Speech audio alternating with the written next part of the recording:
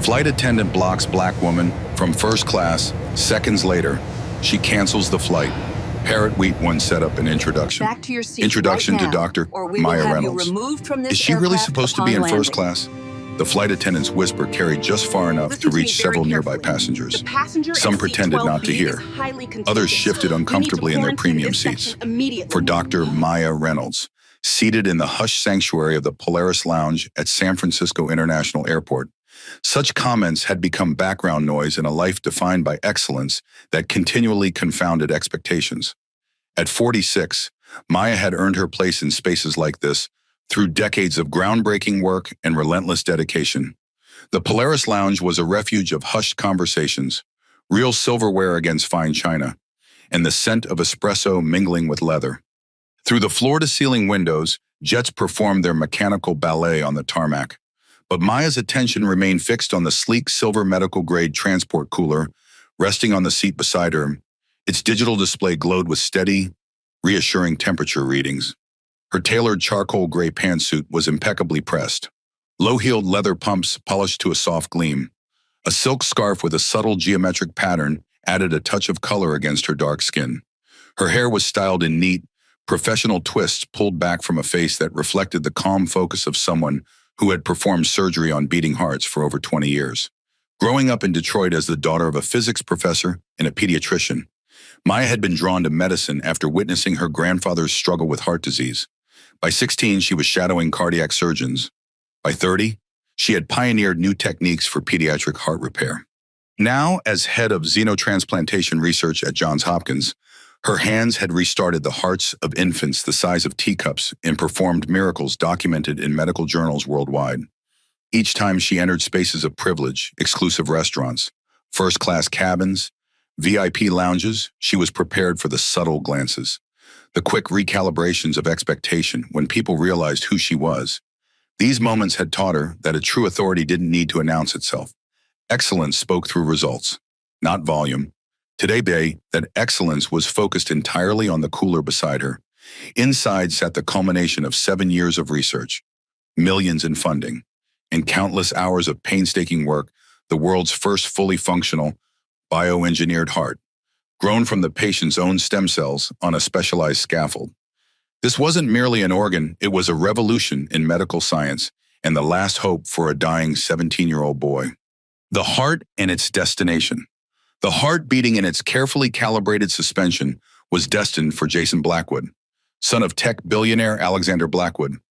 Jason had been born with hypoplastic left heart syndrome, a rare congenital defect that had left him with half a functioning heart. Despite 3 previous surgeries before his 5th birthday, his heart was now failing catastrophically. Jason wasn't just the son of a wealthy man. He was a brilliant young scientist in his own right, already accepted to MIT despite spending half his life in hospitals. His research on biocompatible materials had actually contributed to the very technology that had created this heart. In a poetic symmetry that wasn't lost on Maya, Jason had helped develop the science that would save his life. "I want to see a world where hearts grow on trees," he had once said during a television interview when he was just 14, already articulate beyond his years despite the oxygen tubes in his nose. Not real trees, but medical ones where organs are grown, not harvested. The Blackwood Foundation had poured hundreds of millions into this research. When conventional transplantation proved impossible due to Jason's rare antibody profile, they had assembled a team of the world's leading scientists to pursue what many considered impossible, growing a human heart from scratch. The organ resting in Maya's care represented a perfect genetic match. It contained Jason's own DNA. Reprogrammed and coaxed into creating cardiac tissue, there would be no rejection, no lifetime of immunosuppressants. If successful, it would transform transplant medicine forever. But the clock was ticking. From activation, they had a window of just 12 hours for successful transplantation. Every minute was precious, which is why Alexander Blackwood had essentially bought an entire commercial flight. While Atlantic Airways Flight 923 was technically available to the public, the Blackwood Foundation had subsidized it heavily to ensure this exact route was available at this exact time, with the entire first-class cabin reserved to minimize disruptions. The nonstop red-eye to Baltimore would get Maya and her precious cargo to Johns Hopkins with just enough time for the groundbreaking procedure. Maya checked her watch. The Foundation's private jet had been an option, but commercial aviation, ironically, offered more stability for the sensitive cargo. The 787's sophisticated environmental systems and flight path predictability were ideal for the Heart's transport conditions. As she waited, Maya thought about Jason, his brilliant mind trapped in a failing body, his resilience in the face of a lifetime of illness, his humor even when struggling to breathe. She had promised him that this time would be different. This heart wouldn't just extend his life temporarily, it would give him the future he deserved. Maya's preparation and mission focus 3 days earlier.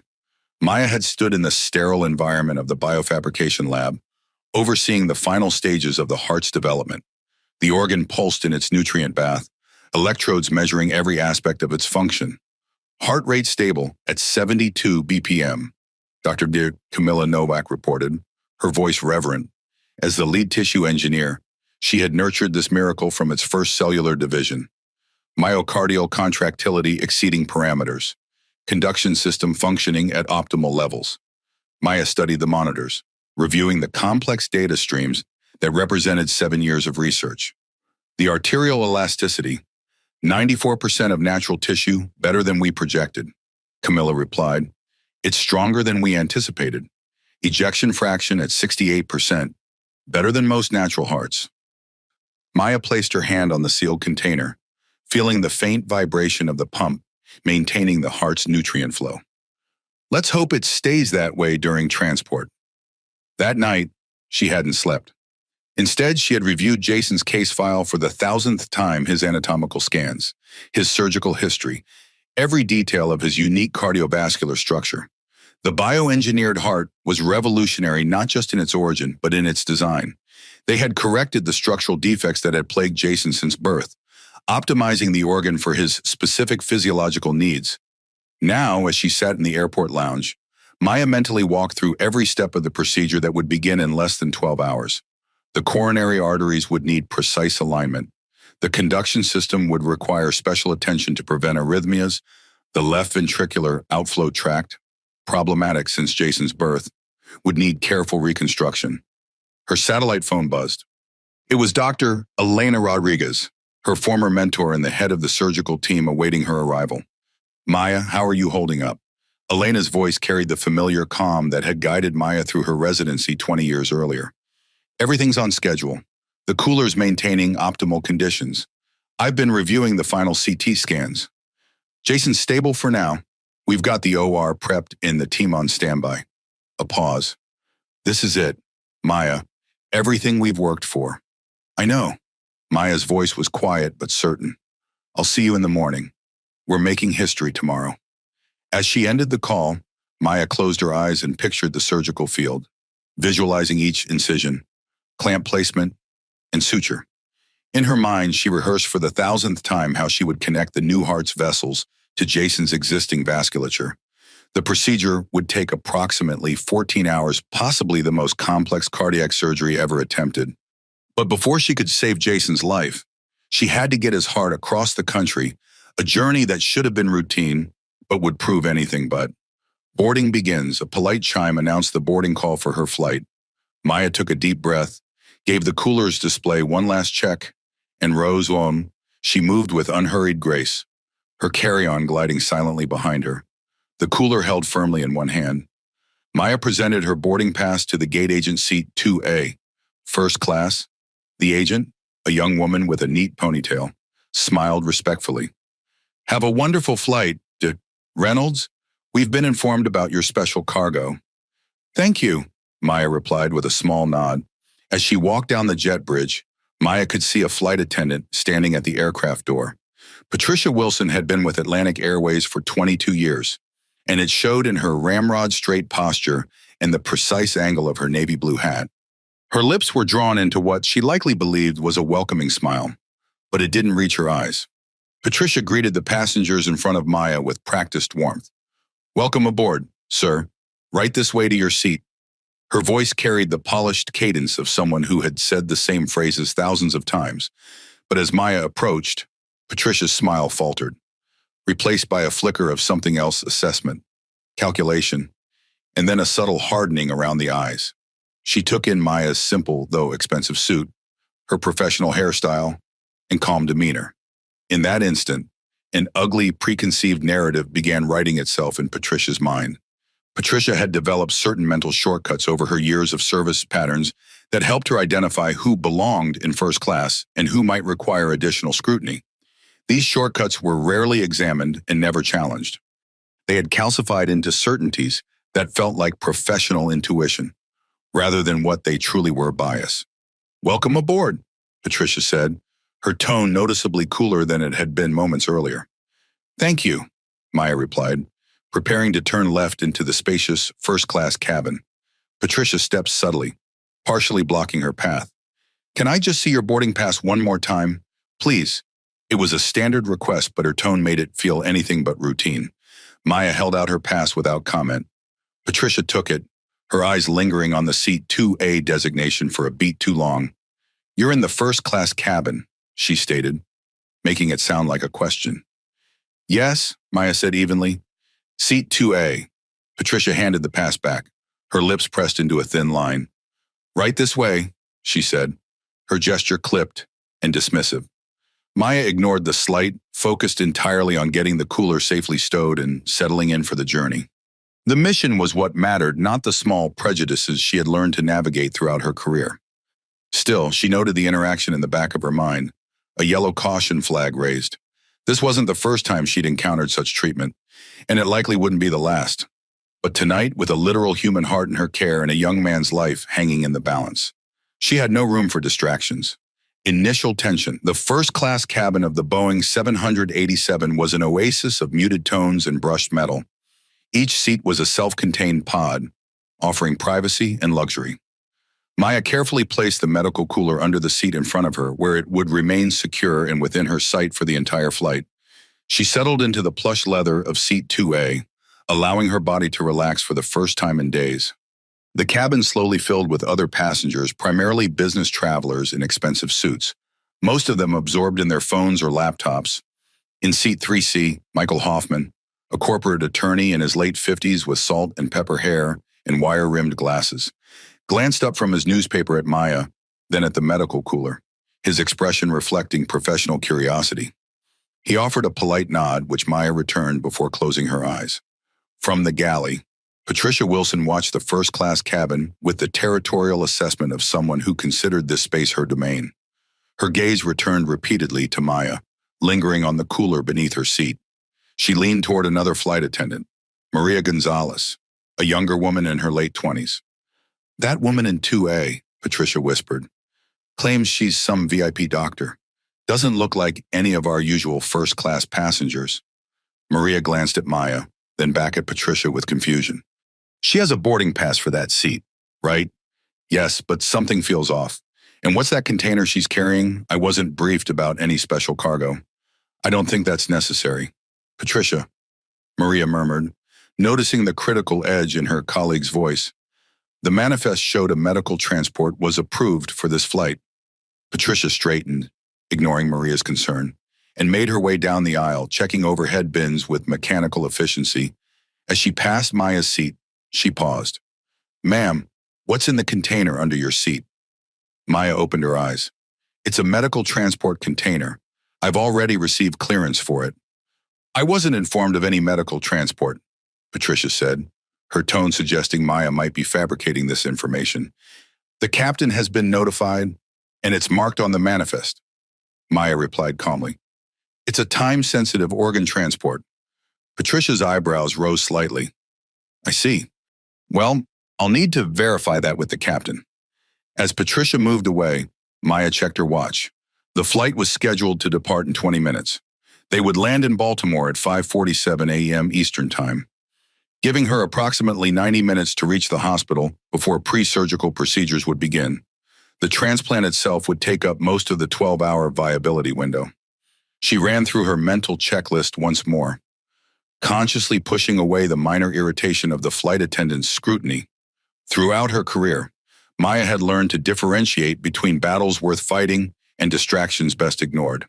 Tonight, her focus needed to remain absolute. A young man's life depended on it. but something about Patricia's demeanor suggested this might not be a distraction she could simply ignore. Pair Tweet 2. Confrontation escalation. First direct challenge. As the last of the first-class passengers were settling in, Patricia Wilson reappeared at Maya's seat. Her posture was rigid. Her expression tightened into what she likely believed was professional authority. "Ma'am," she began, her voice low but carrying an unmistakable edge. "I'm going to have to ask you to move." Maya opened her eyes and, "Excuse me." "This seat is reserved," Patricia said, avoiding eye contact and instead looking at a tablet in her hand. "There must have been a mistake at the gate. My manifest shows this seat is for a Dr. Reynolds." A quiet, weary sigh escaped Maya's lips. This was not a new experience. "I am Dr. Reynolds." Patricia finally looked at her, a skeptical frown etching her features. "Right. Well, I'll need to see some identification." This was highly unusual. Boarding passes were scanned at the gate. ID was checked at security. A flight attendant demanding additional verification for a seat assignment was clearly outside normal protocol. Nevertheless, Maya reached for her wallet and produced her driver's license. Maya Reynolds, as you can see. Patricia glanced at the ID, then back at her tablet. The frown deepened. "This manifest says the seat was booked for a VIP passenger, a surgeon." The implication hung in the air, thick and insulting that Maya, a black woman, couldn't possibly be the important surgeon the airline was expecting. "I am a surgeon," Maya said, her voice losing its warmth and becoming as precise and clinical as a scalpel. "Cardiothoracic surgery, Johns Hopkins, and I am in my assigned seat. Is there a problem?" "In seat 3C?" Michael Hoffman lowered his Wall Street Journal. He'd noticed the flight attendant's initial coldness at the door and was now watching the interaction with growing concern. Patricia seemed to bristle at Maya's direct response. "The problem, ma'am," she said, leaning in and lowering her voice to a conspiratorial hiss, "is that passengers from coach are not permitted to just come up and sit in first class. Now, I'll give you one chance to go back to your real seat before I have to call the captain and have you removed for non-compliance." The accusation was so blatant, so steeped in prejudice that it momentarily stunned Maya. She looked at Patricia's face, at the self-satisfied certainty in her eyes. This woman wasn't making a mistake. She was executing a bias. She had looked at Dr. Maya Reynolds and seen not a world-class surgeon, but a trespasser. "There is no real seat in coach for me," Maya said, her voice dropping to a dangerously calm level. "This is my seat, 2A. I suggest you check your systems again, and then I suggest you leave me alone so I can prepare for the 5-hour flight and the 14-hour surgery I have to perform when I land." Her words, meant to end the confrontation, only seemed to fuel Patricia's conviction. "Oh, a surgery," she sneered, making air quotes with her fingers. "I've had enough of this. You're causing a disturbance." She straightened up, her voice now loud enough for the entire cabin to hear. "I need you to gather your things and move to the back of the plane immediately." Heads turned. The quiet murmur of the cabin ceased. Michael Hoffman folded his newspaper deliberately and placed it on his lap. "This is outrageous," he said, his voice clear and commanding. "This woman has done nothing wrong. I saw her board. I heard your accusations. You are harassing her." Patricia shot him a venomous look. "Sir, this is a crew matter. Please stay out of it." She turned her attention back to Maya. "Last chance. Are you moving, or am I calling security?" Microaggressions intensify. The standoff continued as Patricia stood, arms crossed, looming over Maya's seat. A flight attendant call button chimed from another row, but Patricia ignored it, her focus entirely on establishing dominance in this confrontation. "I need to see additional identification," Patricia demanded, her voice carrying through the quiet cabin. "A medical license, hospital credentials, something that proves you're actually who you say you are." Maya maintained her composure, though her patience was wearing thin. "You've seen my driver's license. You've seen my boarding pass. My credentials are not relevant to my right to sit in the seat I purchased." Several rows back, a passenger began recording the interaction on his phone. Others watched with expressions ranging from discomfort to indignation. Patricia leaned closer. "Listen, I've been doing this job for 22 years. I know when someone's in the wrong seat." The implication was unmistakable. Patricia's expertise allowed her to determine who belonged in first class based on appearance alone. Your tone is becoming problematic, Patricia continued, her voice taking on a condescending quality she often used with difficult passengers. Perhaps you don't understand how things work on this aircraft. When a crew member gives you an instruction, compliance is not optional. Maya felt a familiar calculus running in her mind, the one that Black professionals across America perform daily. How much to push back? When to assert dignity versus when to preserve energy? What would best serve the mission at hand? She glanced at the cooler beneath her seat. The digital display showed stable temperature and environmental conditions, but the heart inside was on a biological countdown that couldn't be paused. Every minute of the delay potentially compromised Jason Blackwood's surgery. From the galley, Maria Gonzalez watched with growing distress. She approached cautiously. Patricia, maybe we should check with the gate agent, she suggested quietly. I don't need to check anything, Patricia snapped without looking at her younger colleague. The situation is clear. She turned back to Maya. Perhaps you misunderstood the boarding process. First-class passengers were called first. If you boarded during general boarding, I boarded with first class, Maya interrupted, her tone flat. As I said, this is my assigned seat, the one on my boarding pass, the one I was directed to by the gate agent. Patricia's nostrils flared. Your tone is becoming problematic. Passengers are required to comply with crew member instructions. Michael Hoffman had heard enough. What exactly are you instructing her to do? Leave a seat she's ticketed for based on what evidence? Patricia turned to him. Sir, I've asked you to stay out of this. If you continue to interfere with crew duties, I'll have to report you as well. Around the cabin, other passengers began whispering among themselves. A businessman in 4A muttered, This is ridiculous. A woman across the aisle shook her head in disbelief. Maya remained still, her hand resting protectively near the cooler beneath her seat. The digital display continued its steady readout of temperature and environmental conditions. Inside, the heart's viability countdown continued its relentless progress. She was calculating not just her own dignity in this moment, but the life waiting at the other end of this journey. Secondary character reactions. The confrontation was no longer confined to Maya and Patricia. The entire first-class cabin had become an unwilling audience to this display of prejudice and power. Michael Hoffman, the attorney in 3C, had abandoned any pretense of reading his newspaper. His face was flushed with anger, his jaw set in a rigid line. As a corporate litigator specializing in discrimination cases, he recognized what he was witnessing, a textbook example of bias in action. This is completely unacceptable, he said loudly enough for everyone to hear. I practice employment and discrimination law, and what I'm witnessing is a clear violation of this passenger's rights. Across the aisle, an elderly couple exchanged troubled glances. The woman, a retired school principal, leaned toward her husband and whispered, It's like we're back in the 1960s. I never thought I'd see this kind of thing these days. In row 5, a tech executive had begun typing furiously on his phone, tagging Atlantic Airways in a social media post. His draft read, Witnessing blatant racial profiling by Atlantic Air flight attendant right now. Black female doctor being harassed in first class because she doesn't look right. Disgusting.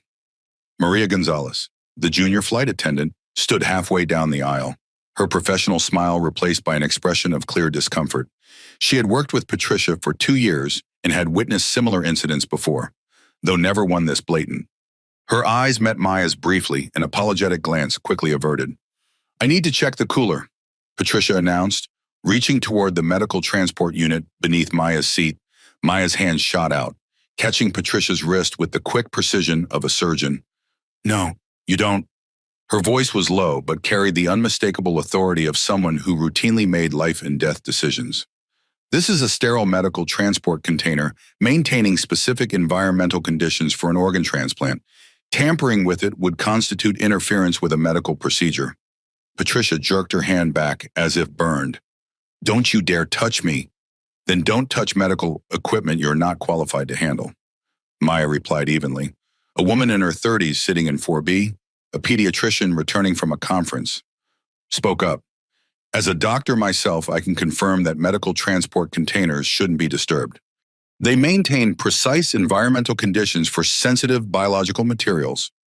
Patricia shot her a withering glance. I didn't ask for your input. Maya checked her watch again. 10 minutes until scheduled departure. The transplant timeline was growing increasingly tight. The heart had been in transport mode for over an hour already. Every additional minute of delay increased the risk to Jason. More passengers were now recording the incident. A woman in business class had stood up to get a better view of the confrontation. The whispers were growing louder, with phrases like completely unprofessional and racial profiling becoming audible. "I'm going to say this one more time," Patricia said, her voice sharp with irritation. "This seat is reserved for Dr. Reynolds, a VIP surgeon transporting medical cargo. Since you are clearly not that person, I need you to return to your assigned seat in economy." A sudden silence fell over the cabin as passengers absorbed the breathtaking irony of the situation. Patricia Wilson was insisting that Dr. Maya Reynolds wasn't Dr. Maya Reynolds, based on nothing more than her appearance. Maya took a deep breath, weighing her options. She could continue trying to reason with Patricia, but that clearly wasn't working. She could escalate to the captain, but that would cause further delays. Or she could invoke the emergency protocol, but that would mean canceling the flight entirely, potentially creating an even more complex logistical challenge. The mission parameters were clear: deliver the heart to Johns Hopkins within the viability window. Everything else was secondary, but the window was shrinking with every passing minute of this absurd confrontation. Captain's initial involvement. The co-pilot, hearing the commotion in the cabin, alerted the captain. Captain Thomas Anderson, a veteran with 25 years of experience and a reputation for calm efficiency, emerged from the cockpit. His face was a careful mask of professional neutrality as he assessed the situation. "What's the trouble here, Patricia?" he asked, his eyes moving between the flight attendant and Maya. Patricia straightened, clearly relieved to have authority on her side. "Captain, this passenger is refusing to leave a first-class seat. She claims to be Dr. Reynolds, who has this seat reserved, but she's clearly lying. She's becoming disruptive." Captain Anderson looked at Maya, then at Patricia, a weary expression crossing his face. He was a man who hated conflict and preferred to trust his senior crew. "Ma'am," he said to Maya, his tone placating, "perhaps we could just clear this up, if there's been a mix-up." "There is no mix-up," Maya interrupted, her patience finally snapping. She had remained calm, compliant, and professional. She had been insulted, accused, and threatened. And now the captain was siding with his prejudiced crew member, prioritizing a smooth departure over basic decency. The clock was ticking. The viability of the organ in the cooler depended on a stress-free, on-time flight. This circus of bigotry was creating a critical risk.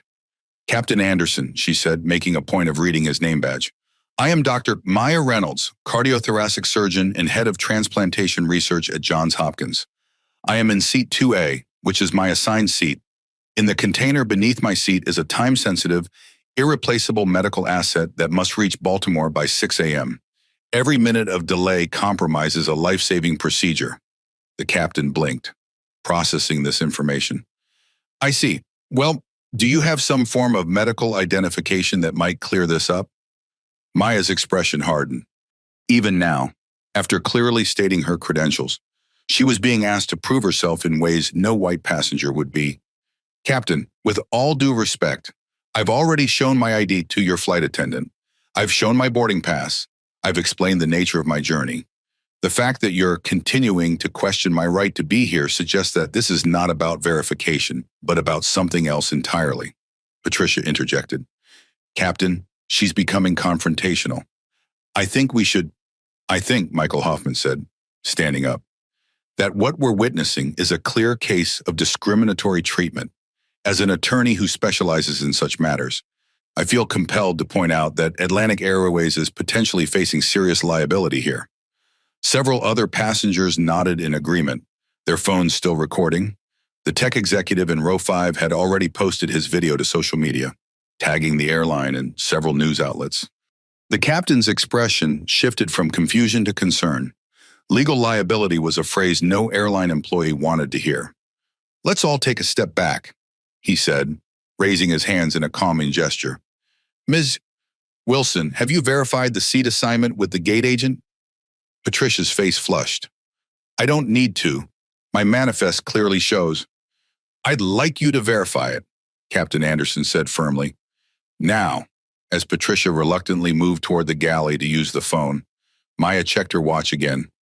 8 minutes to departure. The tension in the cabin was palpable. Captain Anderson turned to Maya. I apologize for the confusion.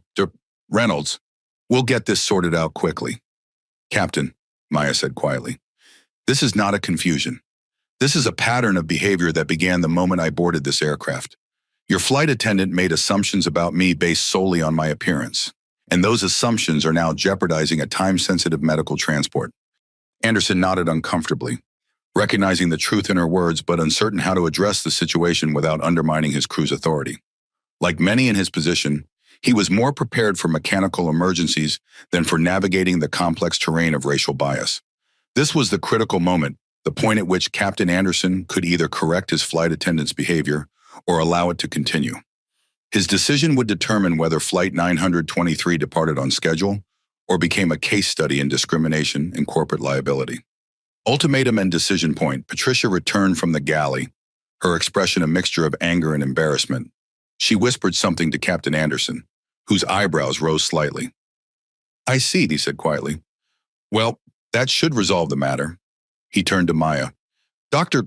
Reynolds, it appears there was some confusion with our manifest. Your seat assignment is indeed correct. I apologize for the inconvenience, but Patricia wasn't ready to concede. Captain, regardless of the seat assignment, I have concerns about the container she's brought aboard. It hasn't been properly inspected. For security reasons, it's a medical transport container, Maya interrupted, her voice steely. It contains a bioengineered heart for transplant. It was cleared through security and approved by your gate staff. The contents are time-sensitive and environmentally fragile. The captain nodded slowly. I was informed of a medical transport on this flight. He turned to Patricia. It's on the manifest. Patricia's lips thinned to a tight line. She was losing ground and knew it, but rather than backing down, she doubled down. Captain, this passenger has been hostile and uncooperative since boarding. She physically grabbed my wrist when I attempted to inspect her baggage. I don't believe she should remain on this flight, regardless of her ticket. Maya looked from the captain's indecisive face to Patricia's triumphant sneer, and in that moment she made a decision. The symphony of precision had been shattered by a cacophony of prejudice. Protocol had been broken. The mission was now compromised. Captain Anderson, she said, her voice quiet but carrying unmistakable authority. I need to be clear about what's happening here. I am a federal medical courier transporting a life-saving organ under time-sensitive conditions. Your flight attendant has repeatedly interfered with this medical transport based on what appears to be racial bias. If this situation is not immediately resolved, I will have no choice but to initiate emergency protocols. The captain's brow furrowed. Emergency protocols. Maya nodded once. The Blackwood Foundation's transport agreement includes contingencies for compromised transport conditions. One of those contingencies is the immediate cancellation of the transport vehicle and rerouting via secure channels. Are you, threatening to cancel my flight? Captain Anderson asked, disbelief coloring his voice. I'm informing you of established procedure when a medical courier determines that transport conditions have become hostile or unsafe. Maya replied evenly. You have precisely 2 minutes to resolve this situation to my satisfaction. Patricia scoffed. This is ridiculous. She can't cancel a commercial flight. Michael Hoffman leaned forward. Actually, under FAA Special Transport Mandate 77B, a designated medical courier absolutely can halt any transport deemed compromised. It's rarely invoked, but the authority is quite real. The captain's face paled slightly. Like most senior pilots, he was familiar with the regulation and obscure but powerful rule that gave absolute priority to certain critical medical transports. Patricia, unaware of the legal reality, pressed on. Captain, we need to remove this passenger. She's clearly unstable and making threats. Maya checked her watch one final time. The decision point had been reached. The viability window was narrowing by the minute. The mission parameters were clear: protect the asset at all costs. She reached into her handbag, her movement deliberate and calm. The call, Maya pulled out a sleek satellite phone unlike any consumer model. Its matte black surface bore the subtle embossed logo of the Blackwood Foundation. Patricia scoffed. Oh, who are you calling your lawyer? Maya ignored her. She held Captain Anderson's gaze. Captain, she said, her voice devoid of all emotion, you have failed to control your crew. You have allowed a situation to escalate based on racial bias. As a result, you have compromised the integrity of this transport. You gave me no other choice. She dialed a single pre-programmed number. It rang once before a voice answered. This is Command Center. Maya's next words were spoken with chilling clarity, loud enough for the captain and Patricia to hear every syllable. This is Dr. Reynolds. Authenticate Nightingale 1. There was a pause. I am on Atlantic Airways 923. The transport environment is no longer secure. The crew is hostile. I am declaring the code Umbra. Silence fell over the first-class cabin. The words code Umbra meant nothing to Patricia or the other passengers, but in the cockpit, the co-pilot's face went pale. He had seen the flight briefing. He knew what a code Umbra meant. Captain Anderson stared at Maya, a dawning horror spreading across his features. Dr. Reynolds, you can't... Maya held up a hand, listening to the voice on the phone. She then spoke her final words into the device. That is correct. The asset is at risk. By the authority granted to me by the Blackwood Foundation and the Federal Aviation Administration under Special Transport Mandate 77B, I am canceling this flight effective immediately. Parrotweet 3, immediate aftermath. Stunned reactions. The silence that followed Dr. Reynolds' declaration was heavier than the aircraft itself. It was a dense, suffocating vacuum broken only by the faint hum of the cabin's ventilation system. The passengers exchanged bewildered glances. Canceling the flight, was that even possible? It sounded like something out of a movie. Patricia Wilson's smug expression had dissolved, replaced by slack-jawed disbelief. She let out a short, incredulous laugh. You're what? You're canceling the flight. You are delusional. She turned to Captain Anderson. Captain, call airport security and have this woman arrested. But Captain Anderson wasn't looking at Patricia. His eyes were locked on Maya, and the color had drained from his face. The phrase Special Transport Mandate 77B had hit him like a physical blow. It was an obscure but incredibly powerful regulation he'd only read about in senior modules, a rule pertaining to critical life or death national interest cargo, which gave the designated courier absolute authority over the transport's conditions, up to and including the termination of the flight itself. He had never in his 25-year career imagined he would encounter it. Before he could even form a sentence, the cockpit call light flashed insistently. The first officer scrambled back to answer it. His voice was a hushed, panicked murmur. A few seconds later, he looked out at Captain Anderson, his eyes wide with disbelief. Captain, it's SFO Tower. They've just received a direct order from the FAA Command Center in D.C. Our flight clearance has been revoked. We're grounded. The words hung in the air, sharp and lethal. It was real. This wasn't a bluff or an idle threat. The flight had actually been canceled. No, Patricia whispered, reality crashing over her like a wave. That's not possible. Her world, built on the rigid hierarchy of seniority and airline regulations, was crumbling around her.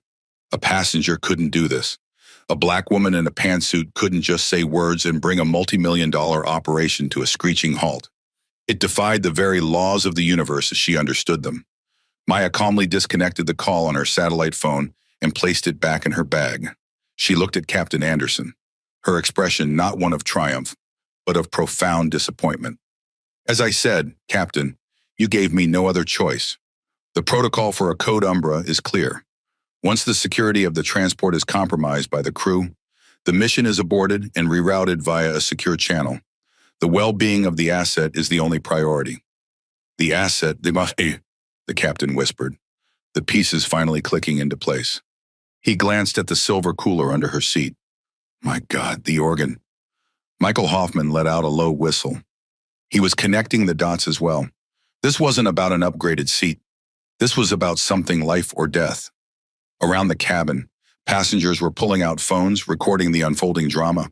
Some were already posting to social media, their faces animated with the thrill of witnessing something extraordinary. Hashtag Flight 923 was starting to trend. The captain's intercom crackled to life. Ladies and gentlemen, this is Captain Anderson. There has been an unforeseen logistical issue. We are required to return to the gate. All passengers will need to deplane. We have no further information at this time.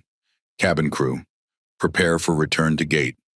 A wave of groans and frustrated murmurs swept through the entire plane. In economy, passengers began to grumble about missed connections and ruined plans.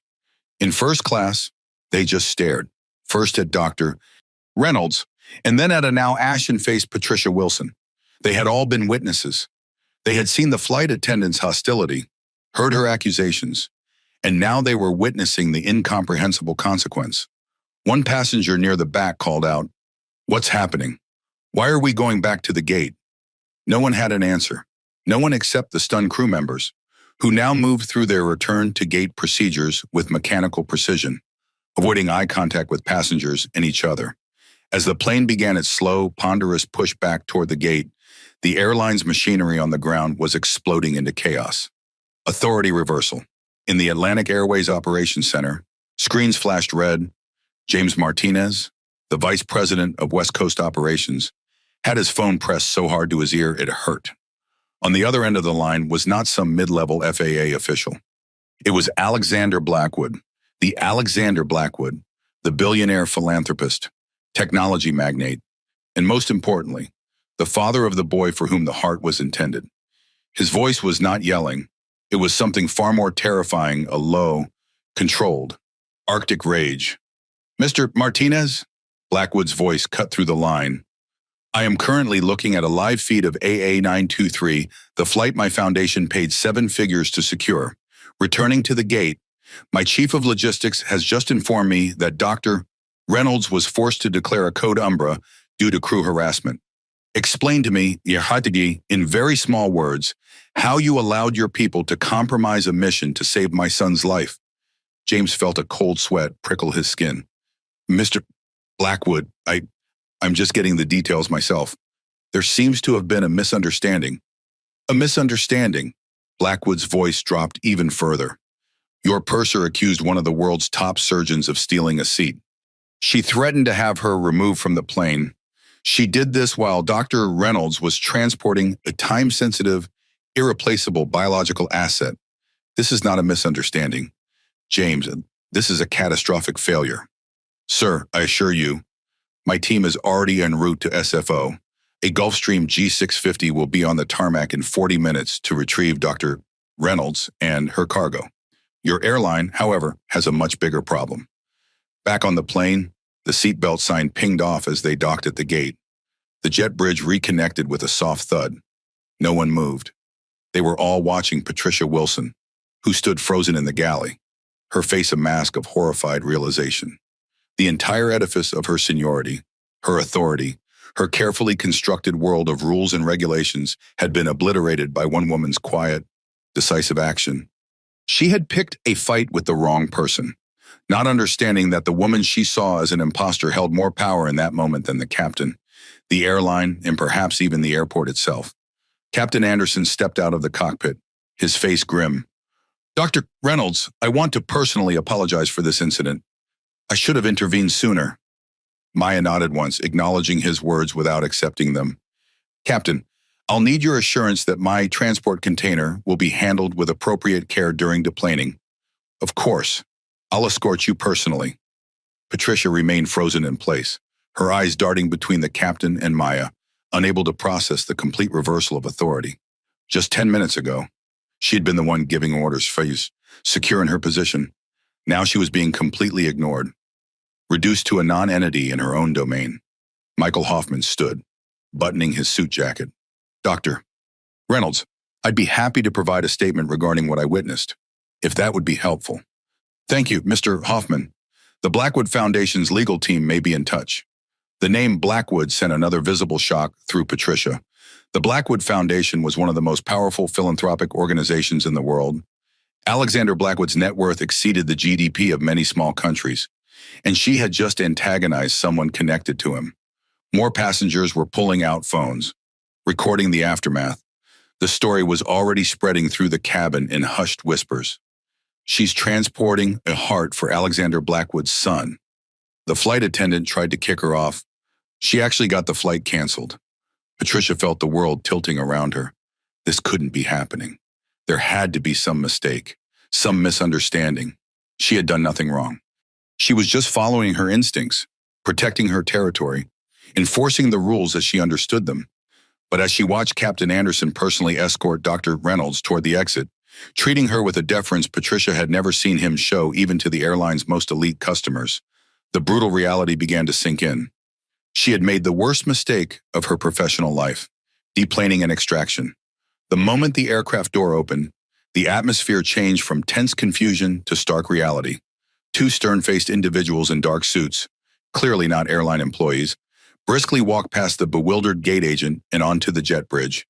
They were part of Alexander Blackwood's private security and logistics team.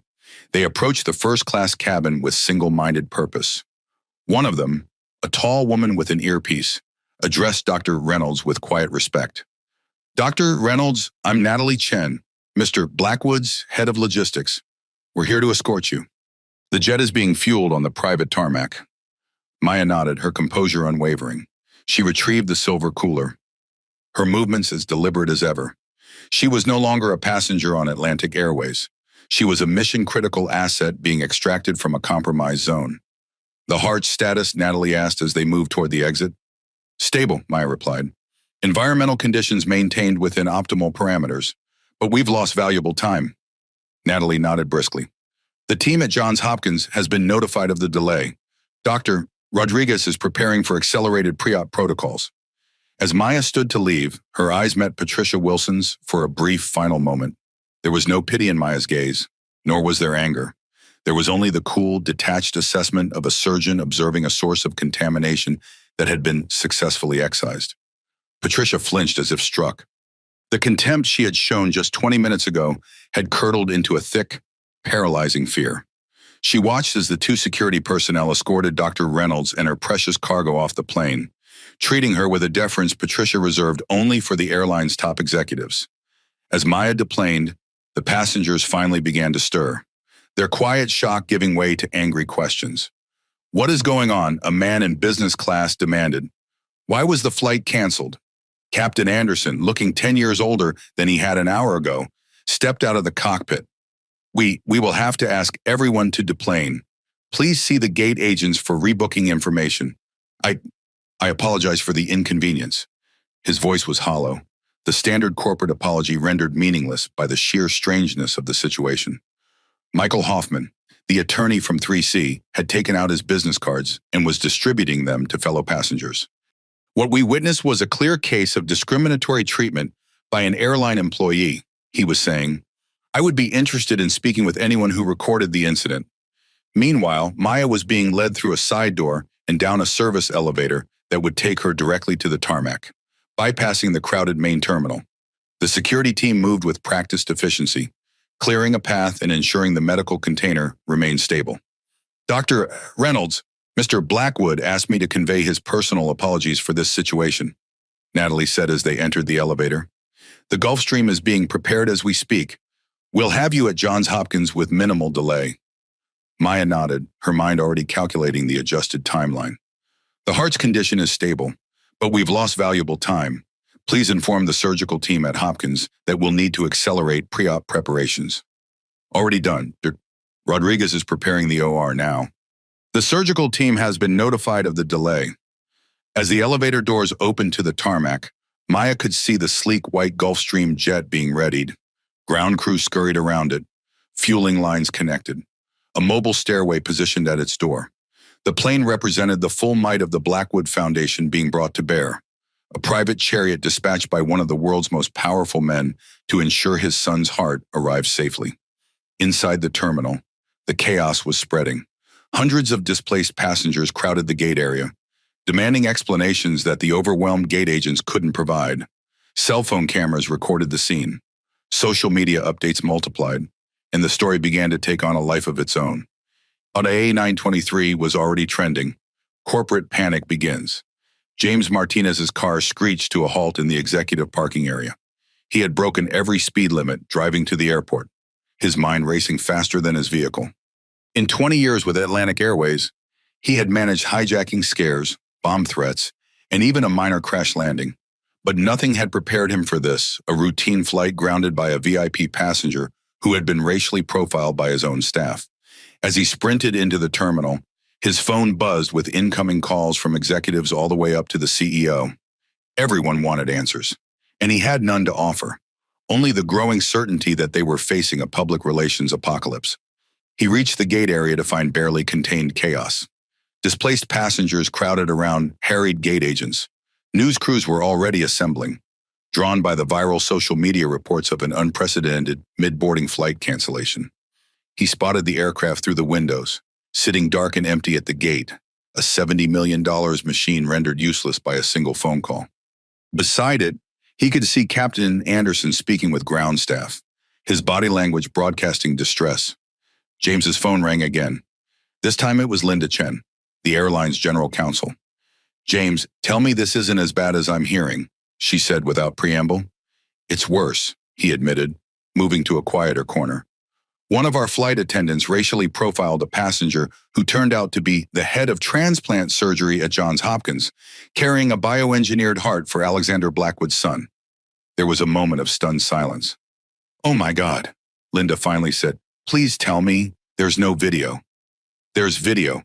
Multiple passengers were recording. It's already all over Twitter." "The contract," Linda said, her voice tight. "The special transport contract with the Blackwood Foundation. Have you read it?" "Not personally, no. I have it in front of me. Section 7.3 states that any delay or disruption caused by airline personnel that jeopardizes the transport will result in a penalty of $60 million, plus all associated costs for rerouting. James felt the blood drain from his face. $60 million for one rude flight attendant. She wasn't just rude, James, she actively obstructed a federally mandated special medical transport. We're not just in breach of a commercial contract. We might have violated federal law. The FAA is launching a full investigation. Through the terminal windows, James could see a sleek white private jet taxiing toward the runway. On board was Dr. Maya Reynolds, the heart she carried, and metaphorically the future of Atlantic Airways. His phone pinged with a notification. The first news headline had appeared: Atlantic Airways flight canceled after Black doctor racially profiled while transporting heart for billionaire's son. This wasn't just a PR disaster. This was potentially an extinction-level event for the airline. "Where's the flight attendant now?" Linda asked. "Wilson, I'm not sure. Still on the aircraft. I think. Find her immediately. Isolate her from other staff and passengers. Do not let her speak to anyone. Not a word to anyone. Especially not the media. I'm sending our crisis team now." As James ended the call, he spotted Captain Anderson walking into the terminal, his face grim. "Where's Patricia Wilson?" James demanded without preamble. "In the crew room. I've instructed her to stay there until further notice." "Good. What happened up there?" "Thomas, how did this spiral so completely out of control?" The captain ran a hand over his face. "She targeted Dr. Reynolds from the moment she boarded, accused her of being in the wrong seat, demanded multiple forms of ID, threatened to have her removed. It was," he hesitated, searching for the right words. "It was ugly, James, blatantly discriminatory. And when I got involved, I didn't shut it down hard enough. I tried to smooth things over instead of directly addressing the problem." James nodded, absorbing this. "And the heart, was it real?" "Very real. A bioengineered organ for Alexander Blackwood's son, a once-in-a-lifetime medical breakthrough, and we nearly derailed it because one of our employees couldn't believe a Black woman belonged in first class. The implications were staggering. This wasn't just about a canceled flight or even the $60 million penalty. This was about a child's life nearly jeopardized by prejudice. The story had every element that the media and public would seize upon racism: life-saving medicine, a billionaire's child, and an airline that had spectacularly failed on every level. "I need to speak with Wilson," James said, "and then we need to prepare for the storm that's coming." Tweet 4. The surgery and corporate fallout. Maya's arrival at Johns Hopkins. The Gulfstream touched down at Baltimore Washington International Airport at precisely 5:17 a.m. Eastern Time. The first pale light of dawn was just beginning to illuminate the horizon as the jet taxied directly to a private hangar where a medical team was already waiting. No time was wasted on conventional deplaning procedures. The moment the aircraft doors opened, Dr. Elena Rodriguez, the head of cardiac surgery at Johns Hopkins and Maya's former mentor, stepped aboard. "Maya," she said, her voice calm but her eyes reflecting the urgency of the moment. "How's our miracle?" "Stable," Maya replied, carefully securing the transport cooler. "Cellular viability at 93%. We need to move." A specialized medical transport vehicle, essentially a mobile operating room, was waiting on the tarmac. As Maya descended the aircraft stairs, she could see the team had prepared everything according to emergency protocols. The vehicle's engine was running, its interior lights blazing, medical equipment humming with readiness. "Jason's condition?" Maya asked as they moved swiftly toward the transport. "Stable but deteriorating," Elena reported. "His existing heart is failing progressively. BPM at 140 resting. Ejection fraction down to 15%. He's on maximum support, but his organs are showing signs of insufficient perfusion." Maya nodded grimly. The window was narrowing from both ends. The bioengineered heart's viability and Jason's declining condition. Inside the medical transport, 2 surgical residents helped Maya secure the cooler in a specialized cradle. The vehicle immediately began moving, its lights and sirens clearing a path through the early morning traffic. Elena handed Maya a tablet displaying Jason's latest scans and test results. "His electrolytes are within acceptable parameters, but his creatinine is rising. Liver function tests show early stress patterns. The OR team, assembling now. We'll have everyone in place by the time you complete your pre-surgical assessment." Maya studied the data, her mind processing dozens of variables simultaneously. "We'll need to modify the bypass protocol. His ventricular wall thickness has increased since the last scan. That changes our cannulation approach." The medical transport raced through Baltimore, its sirens parting traffic like the Red Sea. Inside, Maya was already mentally performing the surgery, visualizing each incision, clamp placement, and suture. The bioengineered heart would require specialized handling. Its tissue, while remarkably similar to natural cardiac tissue, had subtle structural differences that required adapted techniques. As they approached Johns Hopkins, Alexander and Maria Blackwood were waiting at the hospital's private entrance, their faces etched with the particular strain of parents watching their child hover between life and death. Despite his immense wealth and power, Alexander looked like any other terrified father in this moment. "Dr. Reynolds," he said, stepping forward as Maya exited the vehicle with the cooler. "Thank you for what you did, for protecting," his voice caught, "for protecting my son's chance." Maya nodded once, acknowledging his gratitude without breaking stride. "I need to examine Jason immediately. Then we prepare for surgery." The Blackwoods followed as the medical team moved swiftly through the hospital corridors, the cooler now surrounded by an escort of nurses and residents. They reached the cardiac intensive care unit where Jason was waiting. Despite his condition, Jason Blackwood was awake and alert. At 17, he was thin and pale from years of illness, but his eyes were sharp with intelligence. He had his mother's delicate features and his father's determined jaw. A complex array of monitors surrounded him, each displaying aspects of his failing physiology. "Dr. Reynolds," he said, his voice surprisingly steady. "Did you bring me a new heart?" "I did," Maya replied, her professional demeanor softening slightly. "A perfect one, grown from your own cells, ready to be installed." Jason smiled weakly. "Like upgrading a computer? Just plug and play, right?" Maya returned his smile. "A bit more complicated than that, but the same basic idea." As she began her examination, checking Jason's vital signs and response reflexes, she was struck by his calm in the face of such enormous stakes. This boy had lived his entire life with the shadow of death close by. Now, because of scientific breakthroughs his father had funded and Maya's own surgical skill, he had a chance at a normal life. The mission that Patricia Wilson had nearly derailed wasn't just about an organ or a procedure. It was about this boy's future. The transplant operation. The operating room at Johns Hopkins was a theater of hushed reverence, a sterile world bathed in the stark white light of surgical lamps. For 16 consecutive hours, Dr. Maya Reynolds stood at its center, a bastion of unwavering focus and precision. The procedure to place the bioengineered heart into Jason Blackwood's chest was every bit as complex as anticipated, a microscopic ballet requiring a level of artistry that few could comprehend. Her team, a hand-picked ensemble of the world's best, moved around her in a silent, practiced rhythm, anticipating her every need, every command. There was no thought of Atlantic Airways, no memory of Patricia Wilson's sneering face. In this room, such worldly pettiness did not exist. There was only the mission. Aortic cross-clamp in position, Dr. Rodriguez announced, her voice steady. Initiating cardiopulmonary bypass. The perfusionist confirmed as Jason's blood was diverted to the heart-lung machine that would keep him alive while his heart was removed and replaced. Maya's hands, steady and sure, performed the intricate work of microsuturing coronary arteries thinner than a strand of silk. She calibrated the aortic outflow with a precision measured in millimeters, her mind a supercomputer processing thousands of biometric data points simultaneously. Bypass flow stable at 4.2 liters per minute, reported the perfusionist. Core temperature holding at 34 degrees Celsius, added the anesthesiologist. Metabolic parameters within acceptable range. Maya nodded without looking up, her attention fixed on the delicate cheek of connecting the superior vena cava to the bioengineered heart's right atrium.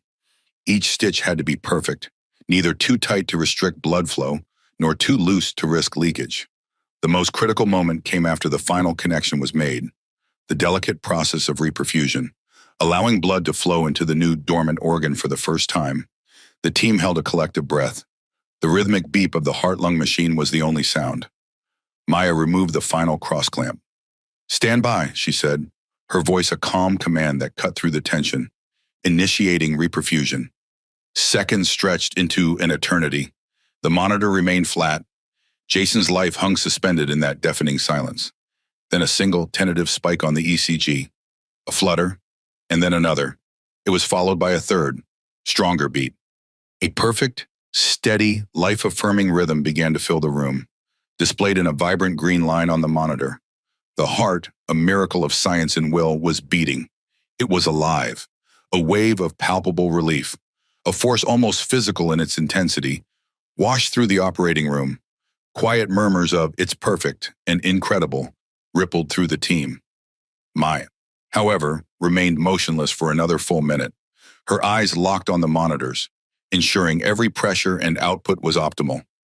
Only then did she allow herself a small, weary nod. "A beautiful union," she stated, her voice resonating with profound satisfaction. "Let's begin closing. He has a long life to start living." The procedure continued for another 4 hours as Maya meticulously closed Jason's chest, ensuring that every layer of tissue was perfectly approximated, every drain properly placed, every potential complication anticipated and prevented. By the time Maya finally stepped away from the operating table, allowing her team to complete the final dressings and prepare Jason for transfer to the intensive care unit, she had been standing in one position, performing microsurgery for over 16 hours without a break. As she removed her surgical gown and gloves, Dr. Elena Rodriguez approached her. "Maya," she said quietly, there aren't words. You've just changed the future of cardiac medicine." Maya allowed herself a small smile, the first real expression of emotion since the surgery began. "The heart responded beautifully, better than we could have hoped. His cardiac output is exceptional. The Blackwoods have been waiting outside the entire time. They haven't left once." Maya nodded. "I'll speak with them now." As she walked toward the surgical waiting area, the full weight of what she had accomplished began to settle on her shoulders. She had not only saved Jason Blackwood's life, she had opened a door to saving countless others. The successful implantation of a bioengineered heart was a milestone that would be recorded in medical textbooks for generations to come. Jason's recovery begins. 1 week after the surgery, Maya stood at Jason Blackwood's bedside as a nurse removed his last oxygen tube. Jason took a breath, a deep, shuddering, and completely painless inhalation that filled his lungs to capacity for the first time in his 17 years of life. "Whoa," he whispered, his eyes wide with wonder. Is that what breathing is supposed to feel like?" Maya smiled, checking his vital signs on the monitor. "That's how it feels for everyone else. Now it's how it will feel for you too." Tears streamed down Alexander Blackwood's face as he watched his son experience the simple, profound gift of air. Maria stood beside him, her hand gripping his tightly, her face radiant with joy.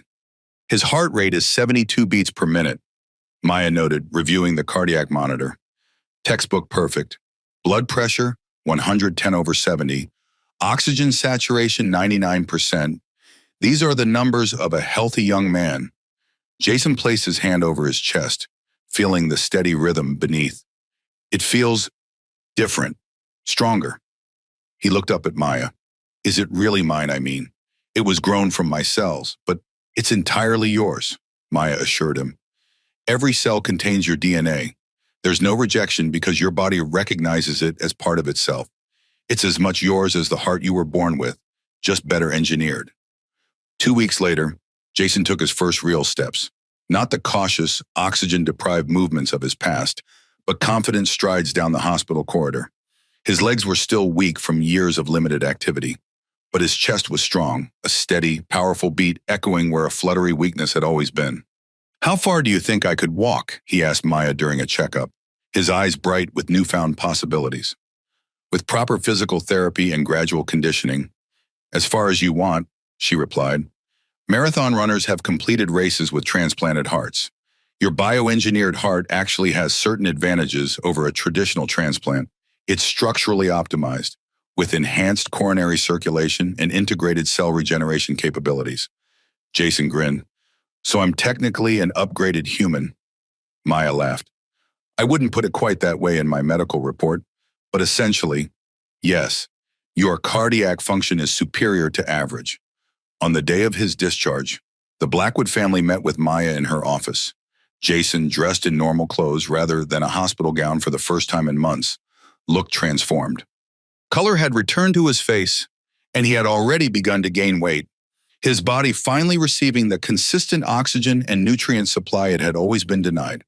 Alexander Blackwood, a man accustomed to commanding every room he entered, was humbled and deferential. Maya, he began, his voice thick with emotion. Thanking you feels inadequate. You performed a miracle. He paused, his expression hardening as he recalled the events that had led to this moment. You did it despite being subjected to a level of ignorance and disrespect that infuriates me to my core. The settlement with the airline is done. They will pay. But what they did to you, what they almost cost us, I will never forget. Maya offered a gracious, small smile. Her focus, as always, was on the path forward. What matters, Alexander, is that Jason is going home. The science worked. The team performed flawlessly.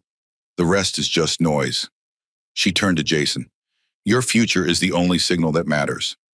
Jason stepped forward and hugged Maya. Thank you, he said simply, for my life. As the Blackwood family departed, Maya remained in her office, reviewing data from Jason's final tests. The numbers were extraordinary, better than they had dared hope when developing the bioengineered heart protocol. This case would set the standard for a new era in transplantation medicine. Her phone rang. It was Elena. Have you seen the news? Her colleague asked without preamble. No, I've been with Jason. Why quiet on it? Turn on any channel. The Atlantic Airways story has exploded. Atlantic Airways corporate response. The massive boardroom at Atlantic Airways headquarters had become a war room. Executives, lawyers, and crisis management specialists filled every seat, their faces grim as they assessed the unfolding catastrophe.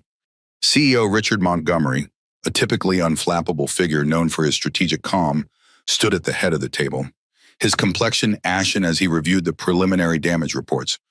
Let me be absolutely clear about our situation, he said, his voice tight. This isn't just a PR crisis. This is an extinction-level event for our company, if not handled perfectly. On the wall screens, social media metrics painted a devastating picture. The hashtag #Atlantic Airways. Racism had reached over 12 million impressions. Michael Hoffman's video of the confrontation had been viewed more than 8 million times across platforms. Major news networks were running special segments titled Discrimination at 30,000 Feet and How Racial Bias Nearly Cost a Teen His Life. James Martinez, still haggard from his night at SFO, presented the financial assessment. The settlement with the Blackwood Foundation is complete. They had us dead to rights. The penalty clause in the transport contract is $60 million. A collective wince rippled through the room. That's just the beginning, Linda Chen, the general counsel, added. The FAA has launched a formal investigation into discriminatory practices. They're reviewing our entire flight attendant training program and customer service protocols. We're facing potential civil rights violations that could trigger federal oversight. What about the stock? Asked the CFO. Down 24% since market open, Martinez reported grimly. We've lost approximately $2.3 billion in market capitalization in less than 48 hours. Montgomery paced the length of the table, his movements betraying his agitation. And Wilson, where is she now? Isolated at home. Martinez replied, We've suspended her without pay pending termination. She's been instructed not to speak to the media. Too late, said the head of communications, turning her tablet toward the group. She gave an interview to a local news station this morning, tried to defend her actions, claimed she was just following protocol and had concerns about the medical container. It's made everything worse. Montgomery slammed his hand on the table. Damn it, I want her terminated immediately. Full documentation of the cause. Make it clear in her file that this was gross misconduct resulting in massive financial harm to the company. Linda Chen nodded, making notes. Already in process. But firing her won't be enough. The public sees this as a systemic issue, not just one rogue employee. They're right, said Dr. Daisha Patel, the recently hired head of diversity and inclusion, speaking up for the first time. This isn't an isolated incident. I've been reviewing our customer complaint database. In the past year alone, we've had 47 formal complaints about discriminatory treatment, 73% of them from passengers of color. Most were dismissed with form letters or minor compensation. None triggered substantive investigation or retraining. A heavy silence fell over the room. The executives exchanged uncomfortable glances. They had all seen the numbers before, but had dismissed them as routine customer service issues. Now, in the harsh light of a public relations catastrophe, those statistics took on a damning new significance. So what do we do? Montgomery finally asked, his voice subdued. We need a comprehensive strategy. Linda Chen said, legal, operational, PR, and cultural. Nothing short of a complete overhaul will satisfy the public or the Blackwood Foundation. For the next 4 hours, the team crafted what they called the Atlantic Airways Accountability Initiative. It included mandatory retraining for all 12,000 customer-facing employees, an external audit of all discrimination complaints, revised hiring and promotion practices, and the creation of a permanent oversight committee with representatives from civil rights organizations. The financial cost would be staggering, nearly $30 million for implementation alone. But the alternative was corporate extinction. One more thing, Montgomery said as the meeting concluded. I want to personally reach out to Dr. Reynolds to apologize. Linda Chen shook her head. The Blackwood Foundation's lawyers have made it clear she doesn't want contact from anyone at Atlantic Airways. And frankly, I don't blame her. Outside the boardroom, the world was not waiting for Atlantic Airways to get its house in order. Social media continued to erupt with new hashtags had boycott Atlantic, #FlyingWhileBlack, and most damagingly, #Patricia Wilson effect, a term being used to describe any situation where someone in authority made racist assumptions about a black professional. The airline that had prided itself on luxury service and premium experiences was now synonymous with discrimination and prejudice. And somewhere in Baltimore, a young man was taking his first full breaths with his new heart, blissfully unaware of the corporate earthquake that his medical miracle had triggered. Patricia's termination, the summons to Atlantic Airways headquarters aimed via a cold, formal email. Patricia Wilson, who had been avoiding all media and social contact since being suspended, felt a surge of hope. Perhaps this was the company preparing to defend her, to explain that she had been following protocol, that this was all a misunderstanding blown out of proportion. That hope died the moment she entered the building. The security guard who had greeted her warmly for 22 years barely looked at her, handing her a visitor's badge rather than her usual employee credential. 10th floor conference room, he said flatly. Someone will meet you. The elevator ride was excruciating. Employees she'd known for years studiously avoided eye contact, some even exiting when she entered. By the time she reached the 10th floor, Patricia was beginning to understand the magnitude of what was happening. The conference room was small and sterile, not the warm, collaborative spaces where team meetings were usually held, but a windowless room designed for difficult conversations. James Martinez was waiting. Retry PD continue. Patricia S. termination continued. The conference room was small and sterile, not the warm, collaborative spaces where team meetings were usually held, but a windowless room designed for difficult conversations. James Martinez was waiting, along with a woman Patricia didn't recognize who was introduced as Elaine Walters from Human Resources. "Please, sit down," Martinez said, not meeting her eyes. Patricia took a seat, her hands clutched tightly in her lap. "James, I want to explain. This isn't a discussion." "Patricia," he interrupted. "This is a termination meeting." The words hung in the air like a physical presence. Termination.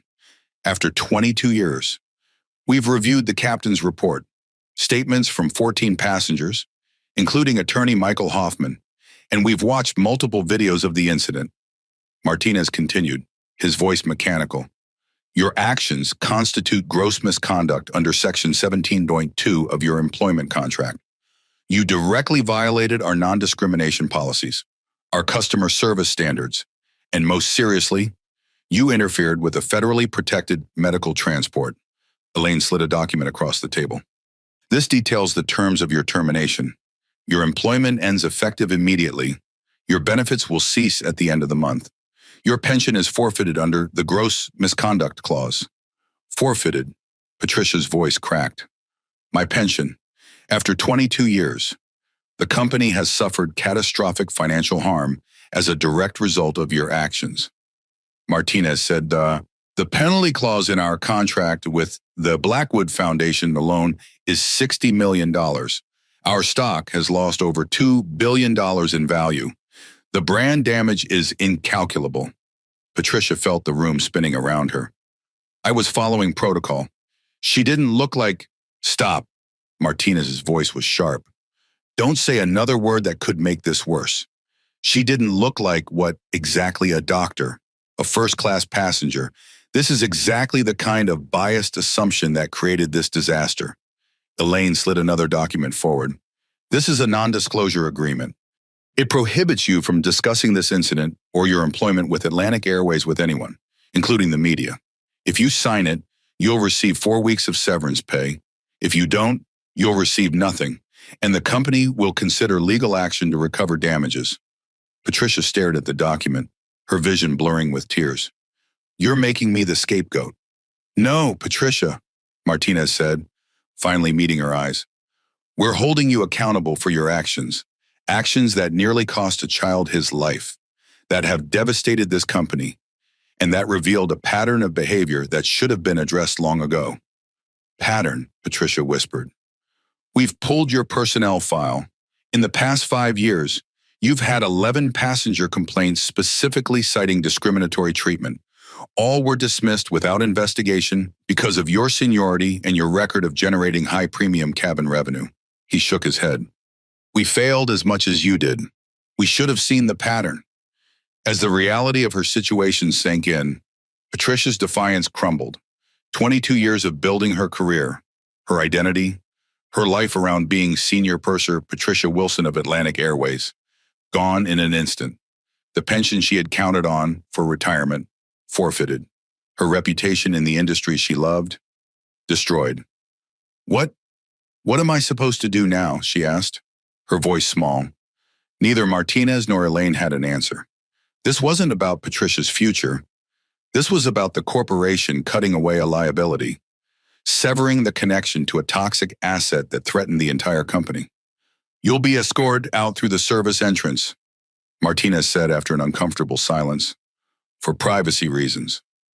As she signed the documents with a shaking hand, Patricia realized that this was just the beginning of her fall. Her professional life had ended in this room. Her security pass was deactivated before she even reached the elevator. The walk through the service corridors was a gauntlet of averted eyes and sudden intense interest in floor tiles.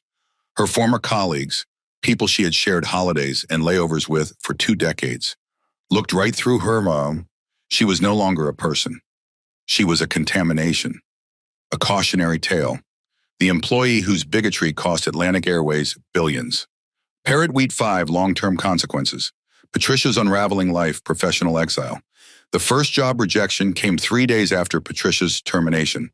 She had applied to a regional airline, hoping her experience would outweigh the recent publicity. The hiring manager didn't even wait for her to sit down. "I'm sorry you came all this way," he said, sliding her resume back across the desk. "But we can't consider your application. You didn't even look at my qualifications." Patricia protested. "I have 22 years of experience. Ms. Wilson, your name and face have been on every news channel for the past week. You're the flight attendant who racially profiled a doctor transporting a heart for transplant. Hiring you would be corporate suicide." It was the first of dozens of similar conversations. Sometimes the rejections came by email or phone, saving her the humiliation of face-to-face dismissal.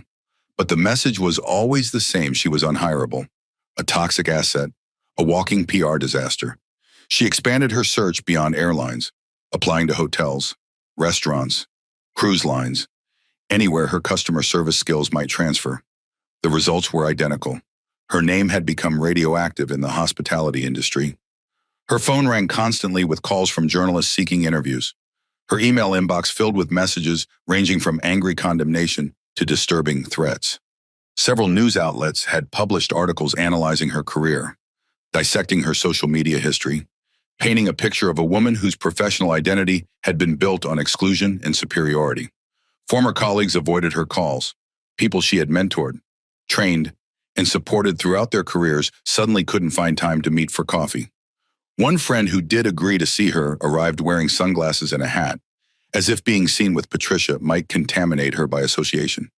"I'm sorry," the woman said after an uncomfortable 30 minutes, "but I can't risk my job. They're watching all of us now. Anyone with connections to you is under scrutiny." Patricia's professional identity had been so completely intertwined with her role at Atlantic Airways that its sudden amputation left her disoriented. For over 2 decades, she had introduced herself as Senior Purser Patricia Wilson. It was her status, her community, her world. Now that identity was gone, replaced by that racist flight attendant from the news. 6 weeks after her termination, desperate for income, she applied for a retail position at a big box store in a different city, hoping distance might dilute the association. The manager seemed interested in her customer service background until he asked for her previous employment history. "Atlantic Airways," Patricia said, her voice small. "I was there for 22 years. The manager's expression changed immediately. "Wait, are you that flight attendant, the one who, I'd rather not discuss that," Patricia interrupted. "I'm focusing on moving forward. I'm sorry, but we can't hire someone with your public profile. Our customers would recognize you. It would create a hostile environment." As she drove home, Patricia realized a devastating truth: her face had been seen by millions. The videos had been viewed worldwide. There was nowhere she could go, no position so humble, that she could escape the shadow of what she had done, even when she finally found employment. A night shift stocking shelves at a grocery store, where customer interaction was minimal. Her infamy followed her. A customer recognized her 3 weeks in, took a photo, and posted it to social media with the caption, "Look who's working at Safeway now. Atlantic Airways racism, and karma is real." The store manager called her into his office the next morning. "I'm sorry, Patricia, but this isn't working out. The social media attention is bad for business." She nodded, too numb to argue. It was the 3rd job she'd lost in 2 months. The professional exile wasn't just about employment. It was a complete excommunication from the world she had known. The identity she had built over decades had been obliterated, replaced by a caricature, a cultural reference point for racism and prejudice. Patricia's financial ruin. 2 months after her termination, the second blow landed. A thick envelope arrived not from Atlantic Airways, but from their external litigation firm. The airline was making good on its implied threats. They were filing a civil lawsuit against her, citing her role as a senior purser and the duty of care and professional responsibility she had flagrantly violated. They were holding her personally liable for a fraction of the damages. The number stated in the filing was $2.5 million. Patricia stared at the document, unable to process the figure. It was more money than she would earn in several lifetimes. It was an impossible, astronomical sum. Her lawyer, a wary public defender who looked at her with a mixture of pity and resignation, explained the grim reality. They don't expect to ever get this money from you. Patricia, this isn't about recovery. It's about punishment. It's a PR move to show their shareholders in Alexander Blackwood that they've thrown the book at you. He sighed, rubbing his temples. We can fight it, but they have unlimited legal resources. It will drain every cent you have, and you'll still lose. He was right. The legal battle decimated what remained of her life savings. The modest emergency fund she had built over decades disappeared into a black hole of court filings, motions, and lawyers' fees. When the court inevitably ruled against her, Patricia faced a devastating choice: declare bankruptcy or watch her wages be garnished for the rest of her working life. She chose bankruptcy, a process that stripped her of what little financial dignity remained. Her credit score, once an impressive 820, plummeted to 430. Credit card companies closed her accounts. Lenders who had once offered her premium rates now wouldn't consider her applications. The financial infrastructure of modern life, built on creditworthiness and financial trust, collapsed around her. The crown jewel of her financial life had been her condominium in a desirable neighborhood, the one tangible symbol of her successful career. Purchased 15 years ago and nearly paid off. Now it was a luxury she could no longer afford. The monthly maintenance fees alone exceeded her meager income from temporary jobs. You should sell before foreclosure becomes an issue, her financial advisor suggested during their final meeting. At least you can control the process that way. The condo sold quickly, though for less than market value. Buyers sensed her desperation. After settling the remaining mortgage and covering the bankruptcy attorney's fees, Patricia was left with barely enough for a security deposit on a small one-bedroom apartment in a neighborhood she would have previously avoided. The apartment was a dreary, beige-walled unit in a complex where the elevator perpetually smelled of cabbage and the neighbors' arguments penetrated the thin walls. The furniture from her stylish condo looked out of place here, like artifacts from another life displayed in a shabby museum. Patricia's financial identity, like her professional one, had been obliterated. She who had once carried premium credit cards and qualified for preferential banking rates now operated almost entirely in cash, unable to secure even a basic credit account. Eventually, she found stable employment as a back-office clerk at a small import company, a position that kept her away from the public and paid just enough to cover her reduced living expenses. Her wages were garnished under a court agreement, a monthly reminder of her debt to Atlantic Airways that would follow her to retirement and beyond. The financial future she had carefully planned through decades of saving and responsible money management had vanished. Instead of the comfortable retirement she had anticipated, Patricia now faced the prospect of working well into her 70s, possibly longer, living on the margins of financial solvency. Patricia's social isolation.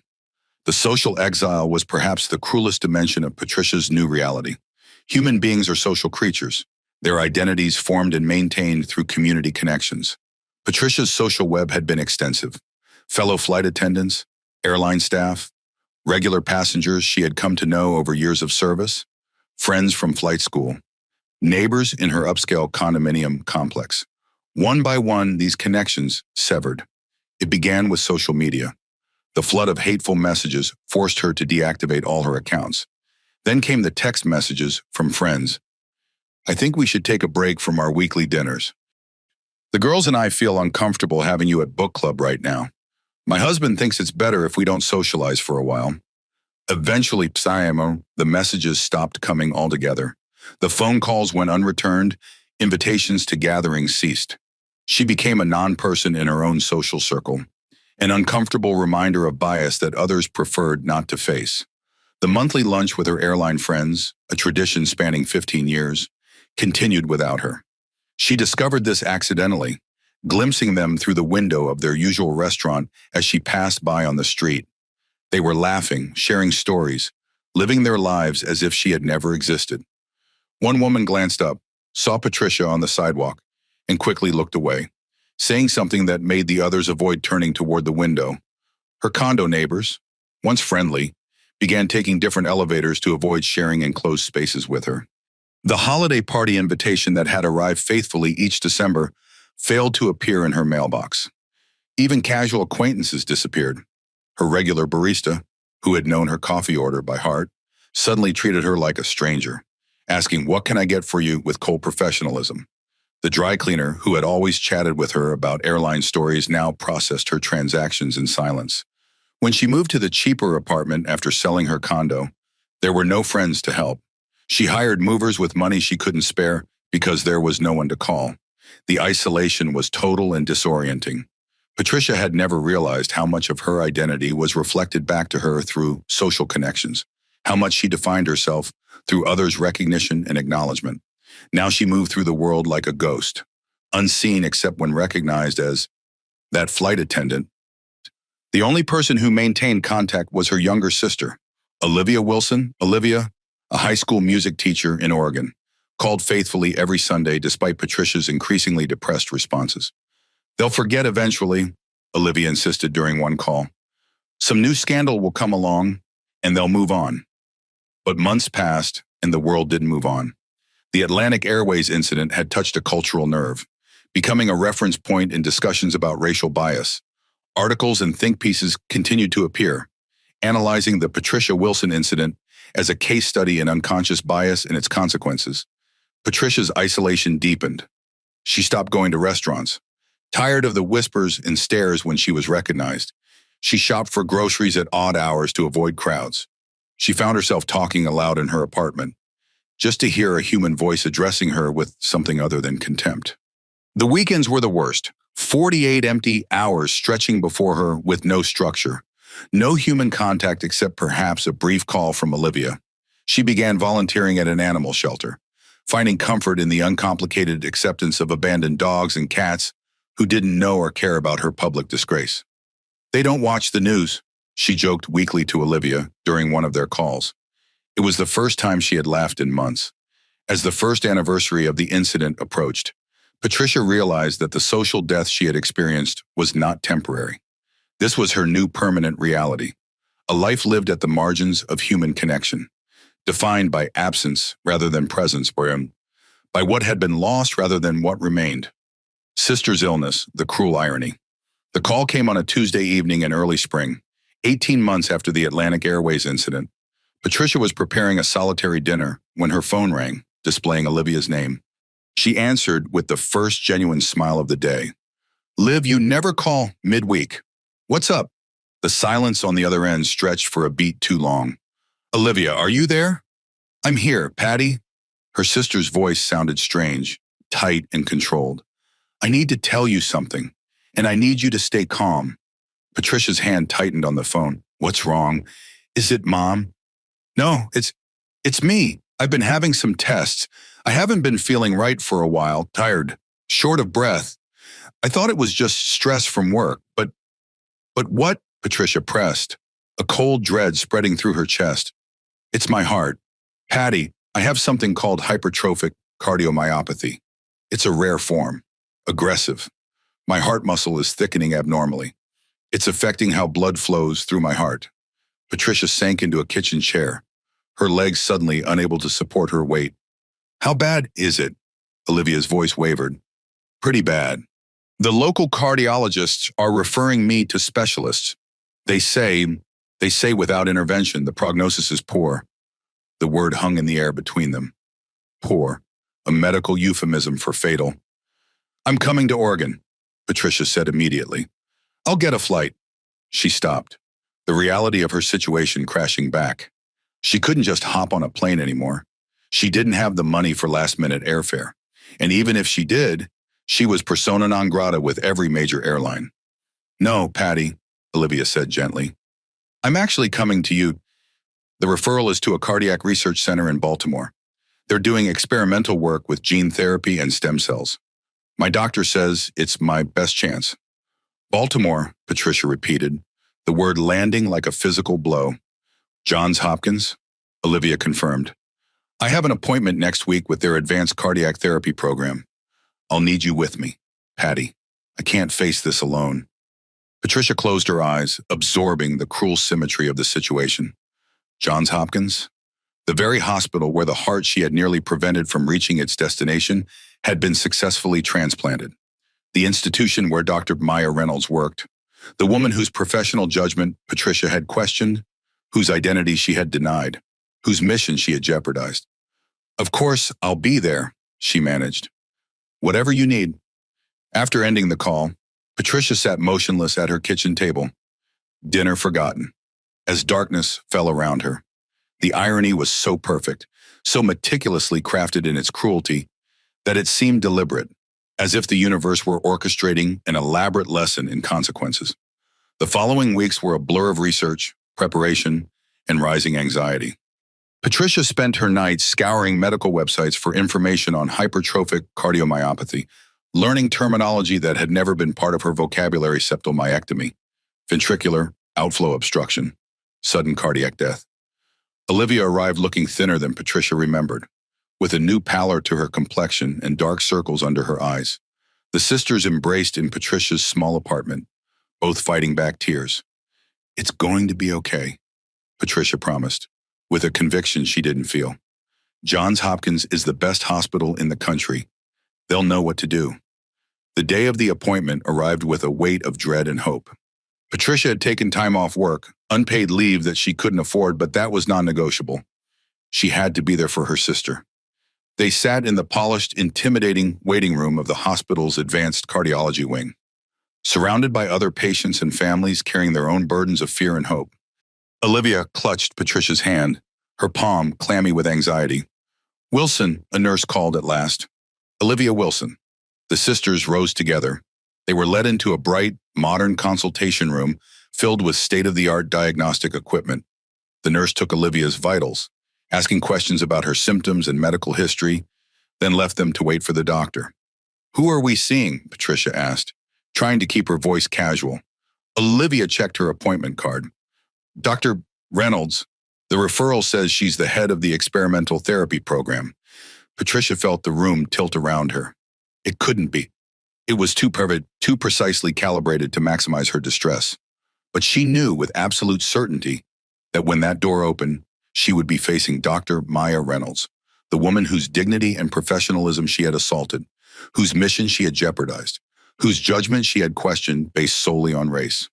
And now, in the cruelest twist imaginable, this woman held Olivia's life in her hands. The hospital encounter. A few minutes later, the door opened and the medical team entered. Leading them was a woman whose calm, authoritative presence filled the room. She carried a tablet with Olivia's medical data, her expression one of deep professional focus. She looked up from the tablet to greet her new patient and the accompanying family member. Her eyes, calm, intelligent, and piercing, met Patricia's. It was Dr. Maya Reynolds. For a moment that stretched into an eternity, the world stopped. The air in Patricia's lungs turned to ice. It couldn't be. It was a cosmic joke of impossible cruelty. The woman whose reputation she had tried to tarnish, whose world-altering mission she had nearly wrecked, was now the one person on the planet who could save her sister's life. Dr. Reynolds' expression did not change. There was no flicker of shock, no flash of vengeful recognition, no hint of their shared toxic history. If she recognized Patricia, she gave no sign. Her focus was absolute. She was a doctor, and Olivia was her patient. "Olivia Wilson," Dr. Reynolds confirmed, her voice professional and warm. "Yes," Olivia nodded nervously. "I'm Dr. Reynolds, head of the Advanced Cardiac Therapy program here at Johns Hopkins." She extended her hand to Olivia, who shook it with visible relief at the doctor's calm demeanor. Dr. Reynolds introduced her team, a cardiac fellow, a genetic counselor, and a specialized nurse practitioner. She then turned her gentle, compassionate gaze fully to Olivia, reviewing the symptoms and test results from her local cardiologist. "Hypertrophic cardiomyopathy is a complex condition," she explained, using simple language without talking down to her patient. "In your case, we're seeing an unusual mutation that's causing rapid progression. That's concerning, but it also makes you an excellent candidate for our experimental gene therapy program." Patricia sat frozen in a corner chair, rendered utterly invisible. The doctor did not acknowledge her presence, ask her relationship to the patient, or in any way indicate that they had ever met. It was as if Patricia existed in a parallel dimension, observed but not perceived. Dr. Reynolds continued her examination, using advanced imaging technology to create a real-time view of Olivia's heart. On the screen, The abnormal thickening of the heart muscle was clearly visible, impeding the flow of blood through the chambers. "See this area here?" Dr. Reynolds pointed. "This is where the muscle wall has thickened most significantly. It's restricting blood flow out of your heart, which explains the fatigue and shortness of breath you have been experiencing." Olivia nodded, her face pale but composed. "What can be done?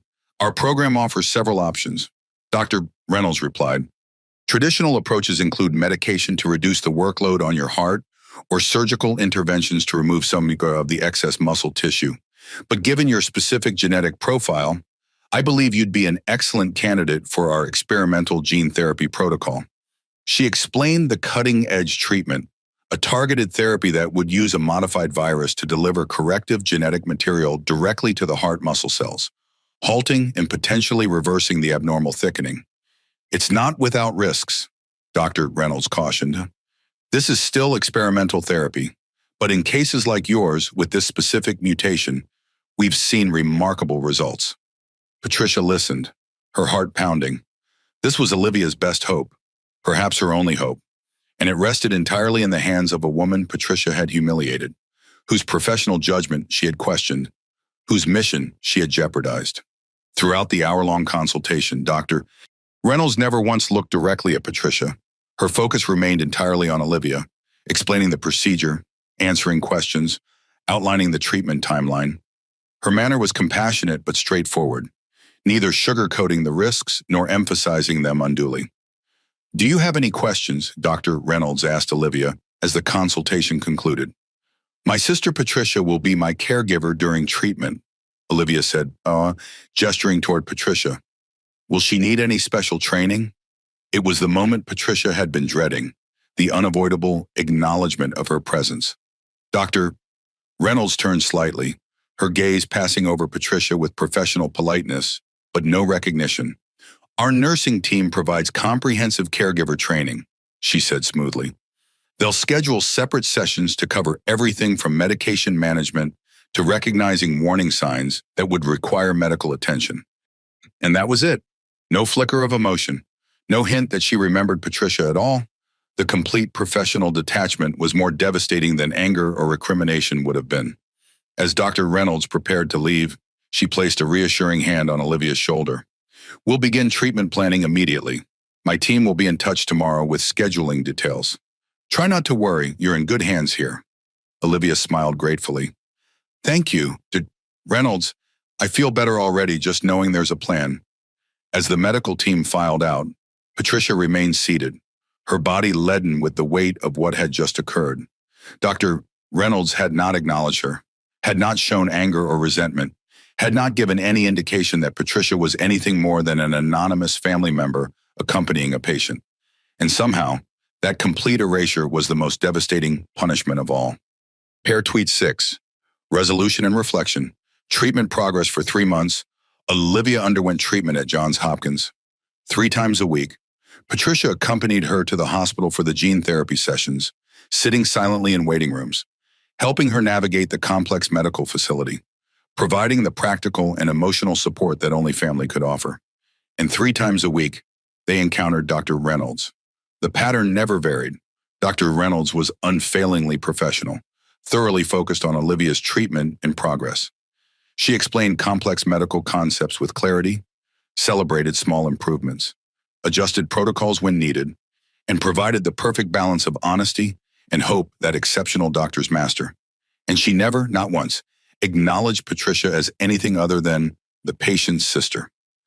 There were no sidelong glances, no subtle changes in tone, no hints of recognition. In Dr. Reynolds' world, Patricia Wilson was not the flight attendant who had nearly compromised a life-saving medical transport. She was simply a non-entity, a background figure of no particular interest or importance. The treatment was showing promising results. The abnormal thickening of Olivia's heart muscle had stopped progressing, and there were early signs of reversal in some areas. Her stamina improved, the color returned to her cheeks, and the episodes of alarming arrhythmia decreased in both frequency and severity. "Dr. Reynolds is amazing," Olivia said one evening as they drove home from the hospital. "The way she explains everything, how she's always on top of the latest research. I feel so lucky to have her." Patricia nodded, her throat tight. You deserve the best care. You know, it's weird, Olivia continued, oblivious to her sister's discomfort. I Googled her after our first appointment. Did you know she was the surgeon who performed that groundbreaking heart transplant last year, the bioengineered one? There was this whole controversy because some airline employee tried to keep her off a flight when she was transporting the heart. Patricia's hands tightened on the steering wheel. I heard something about that. Can you imagine questioning someone like Dr. Reynolds? The article said she's literally one of the top 5 cardiac surgeons in the world. Olivia shook her head.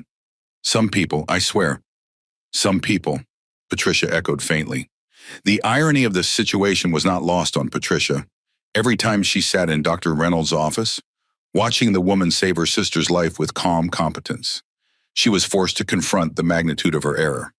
This was the woman she had dismissed as not belonging in first class. This was the expert whose judgment she had questioned. This was the professional she had tried to humiliate and remove. And now, this woman held Olivia's life in her skilled, steady hands. After 8 weeks of treatment, they had a pivotal consultation to review Olivia's progress. The news was better than they had dared hope. The gene therapy is working exceptionally well, Dr. Reynolds explained, showing them the latest cardiac MRI. See these areas here. The muscle wall is actually thinning back toward normal parameters. Your heart's pumping efficiency has increased by 17%, and the electrical conduction system is stabilizing. Olivia's eyes filled with tears of relief. So, I'm going to be okay. Dr. Reynolds smiled, a genuine, warm expression that transformed her professional demeanor. Based on your response to treatment, I'm very optimistic. We'll continue the protocol for another 4 weeks, then begin tapering to maintenance therapy. You'll need monitoring for the rest of your life, but I believe you can expect a normal lifespan and good quality of life. Olivia impulsively reached out and hugged her doctor. Dr. Reynolds returned the embrace briefly, then stepped back with a reassuring nod. You've been an exemplary patient, Olivia. Your commitment to the protocol and positive attitude have contributed significantly to your recovery. I couldn't have done it without my sister, Olivia said, reaching for Patricia's hand. She's been my rock through all of this. It was the moment Patricia had been dreading for weeks, the unavoidable direct interaction with Dr. Reynolds about her role in Olivia's care. She braced herself for some acknowledgement, some sign that the doctor recognized their shared history. But Dr. Reynolds simply nodded professionally. Family support is indeed vital to recovery. Our next appointment will be Thursday at 10 a.m. for treatment session 25. And that was all. No recognition, no personal acknowledgement, no indication that Patricia was anything more than a generic caregiver accompanying a patient. The treatment continued. Olivia grew stronger, and Dr. Reynolds maintained her perfect, devastating professional distance. The final appointment, 6 months after beginning treatment, Olivia had her final scheduled appointment at Johns Hopkins. Her recovery had exceeded even the optimistic projections Dr. Reynolds had outlined. The experimental gene therapy had not only halted the progression of her cardiomyopathy, but had reversed much of the damage, restoring her heart to near normal function. This is essentially a graduation day, Dr. Reynolds explained during their pre-appointment phone consultation. We'll do a comprehensive evaluation, review your maintenance protocol, and if everything looks good, transition you to quarterly follow-ups that can be managed by a cardiologist closer to home. Patricia felt a confusing mixture of emotions as they prepared for the appointment. Joy for Olivia's recovery. Of course, that was paramount. But also a gnawing anxiety about what would happen after this final structured interaction with Dr. Reynolds. The opportunity for closure, already nebulous, would disappear entirely. The hospital quarters had become familiar over the months of treatment. The sisters navigated them with the ease of frequent visitors, Olivia chatting enthusiastically about her plans to return to teaching in the fall. The school held my position, she said as they waited in the examination room. I can start with half days at first, then build back up to full-time by winter break. Patricia nodded, only half listening, her attention fixed on the door through which Dr. Reynolds would soon enter. She had rehearsed dozens of versions of what she might say if given the chance. Apologies ranging from simple acknowledgments to elaborate explanations. None seemed adequate. When the door opened, Dr.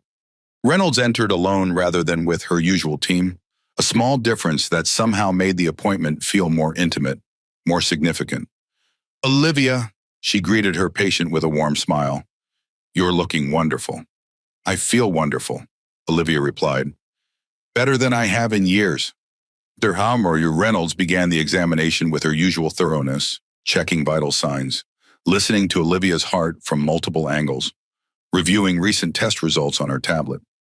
"Your heart function has improved dramatically," she said, showing Olivia the latest echocardiogram. "The left ventricular wall thickness has decreased by 32% since we began treatment. Your ejection fraction is now 62%, well within normal range, and your electrical conduction system has stabilized completely." Olivia's eyes filled with tears of relief and gratitude. "So it worked, really worked. The therapy exceeded our expectations," Dr. Reynolds confirmed. "Based on these results, I'm comfortable transitioning you to maintenance care.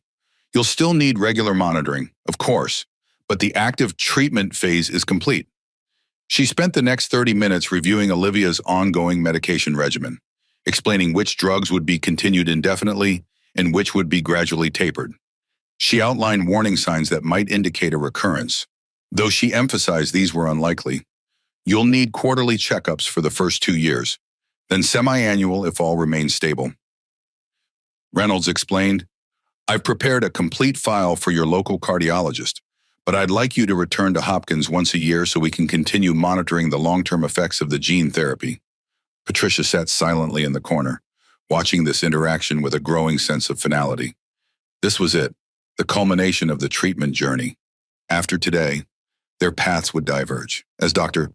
Reynolds completed her instructions and prepared to leave, Patricia felt panic rising in her chest. This was her last chance. "Reynolds," she began, her voice barely audible. Dr. Reynolds paused at the door but didn't turn immediately. Patricia's voice caught. What could she possibly say? How could mere words address the magnitude of her error and its consequences? Reynolds turned slowly, her expression professionally neutral. For the first time in 6 months of appointments, she looked directly at Patricia, not as an anonymous family member, but as an individual she was choosing to acknowledge. The moment stretched between them, heavy with unspoken history. "Ms. Wilson," Dr. Reynolds said finally, her voice neither warm nor cold but precisely professional. "Your sister has made an extraordinary recovery, due in large part to her determination and your consistent support. That's what matters now. It wasn't forgiveness. It wasn't absolution. It was a clinical assessment of what was important from a medical perspective, the patient's recovery, not the caregiver's redemption." "Thank you," Patricia whispered, understanding that this brief acknowledgement was all she would receive, and more than she deserved. Reynolds nodded once, then turned her attention back to Olivia. "You've been an exemplary patient," she said warmly. "It's been a privilege to be part of your recovery journey." Olivia stood and, ignoring professional boundaries once again, hugged her doctor. "You saved my life." Dr. Reynolds returned the embrace briefly. "You did the hard work. I just provided the tools." As she turned to leave, Reynolds paused once more at the door. Without looking back at Patricia, she spoke in a voice that was steady and clear. "Take good care of each other. That's what family does." And then she was gone, leaving Patricia with a statement that was neither condemnation nor forgiveness, but something more profound. A prescription for moving forward, for finding purpose in the aftermath of catastrophe. Jason Blackwood 1 year later. 1 year after receiving his bioengineered heart, Jason Blackwood stood on the stage of the National Institutes of Health Auditorium, addressing an audience of medical researchers, government officials, and journalists. At 18, he had grown 3 inches since the surgery and gained 20 pounds of healthy weight. His complexion glowed with the robust health of someone whose every raw cell was finally receiving the oxygen it craved. "A year ago, I couldn't climb a flight of stairs without stopping to rest," he told the audience. "Today, I'm training for a 5K run. A year ago, I had to calculate the energy cost of every activity, deciding whether talking to friends was worth the fatigue it would cause. Today, I'm preparing to start college with a double major in bioengineering and ethics." In the front row, Dr. Maya Reynolds watched her former patient with quiet pride. The bioengineered heart procedure had exceeded every expectation, transforming not just Jason's life, but the entire field of transplant medicine. The Blackwood Foundation had established a new research center dedicated to bioengineered organ development, with Dr. Reynolds serving as its chief scientific advisor. The center had already begun clinical trials for bioengineered kidneys and was making promising progress on lungs. The technology that saved my life shouldn't be available only to those with financial resources. Jason continued. That's why the Blackwood Foundation has committed $500 million to making this innovation accessible to patients regardless of economic status. Every person deserves the chance I was given. The audience applauded enthusiastically. In the years since Jason's successful surgery, the medical breakthrough had captured the imagination of the scientific community and the general public alike. The idea of organs grown from a patient's own cells, eliminating rejection issues and waiting lists, represented a revolution in healthcare. After the presentation, at a small private reception, Alexander Blackwood approached Dr. Reynolds with a glass of champagne. To think we almost lost all of this because of one prejudiced airline employee, he said, his voice still carrying a hint of the anger that had fueled the Atlantic Airways lawsuit. But we didn't lose it, Maya replied calmly. That's what matters. Alexander studied her face with open curiosity. You know, I've never understood your response to that incident. You had every right to be furious, to demand personal consequences for that woman. Yet you focused entirely on the mission. Maya sipped her champagne thoughtfully. Anger wouldn't have helped Jason. It wouldn't have advanced the science. It would have been an indulgence I couldn't afford, given what was at stake. Still, Alexander persisted, you must have felt something when you saw the social media storm, the airline's collapse, the woman's public disgrace. What I felt wasn't relevant to my work, Maya said simply, and my work was what mattered.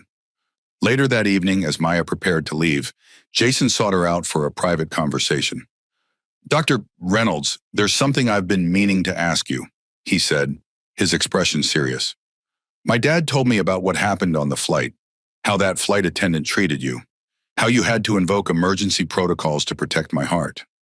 Maya nodded, waiting for him to continue. I looked her up online, Jason admitted. Patricia Wilson. She lost everything, her job, her home, her reputation. The lawsuit bankrupted her. She can't work in her field anymore. Her life was basically destroyed. Actions have consequences.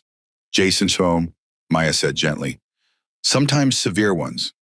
I know, but he hesitated. Do you ever think about her, wonder what happened to her? Maya was quiet for a moment, considering how much to share.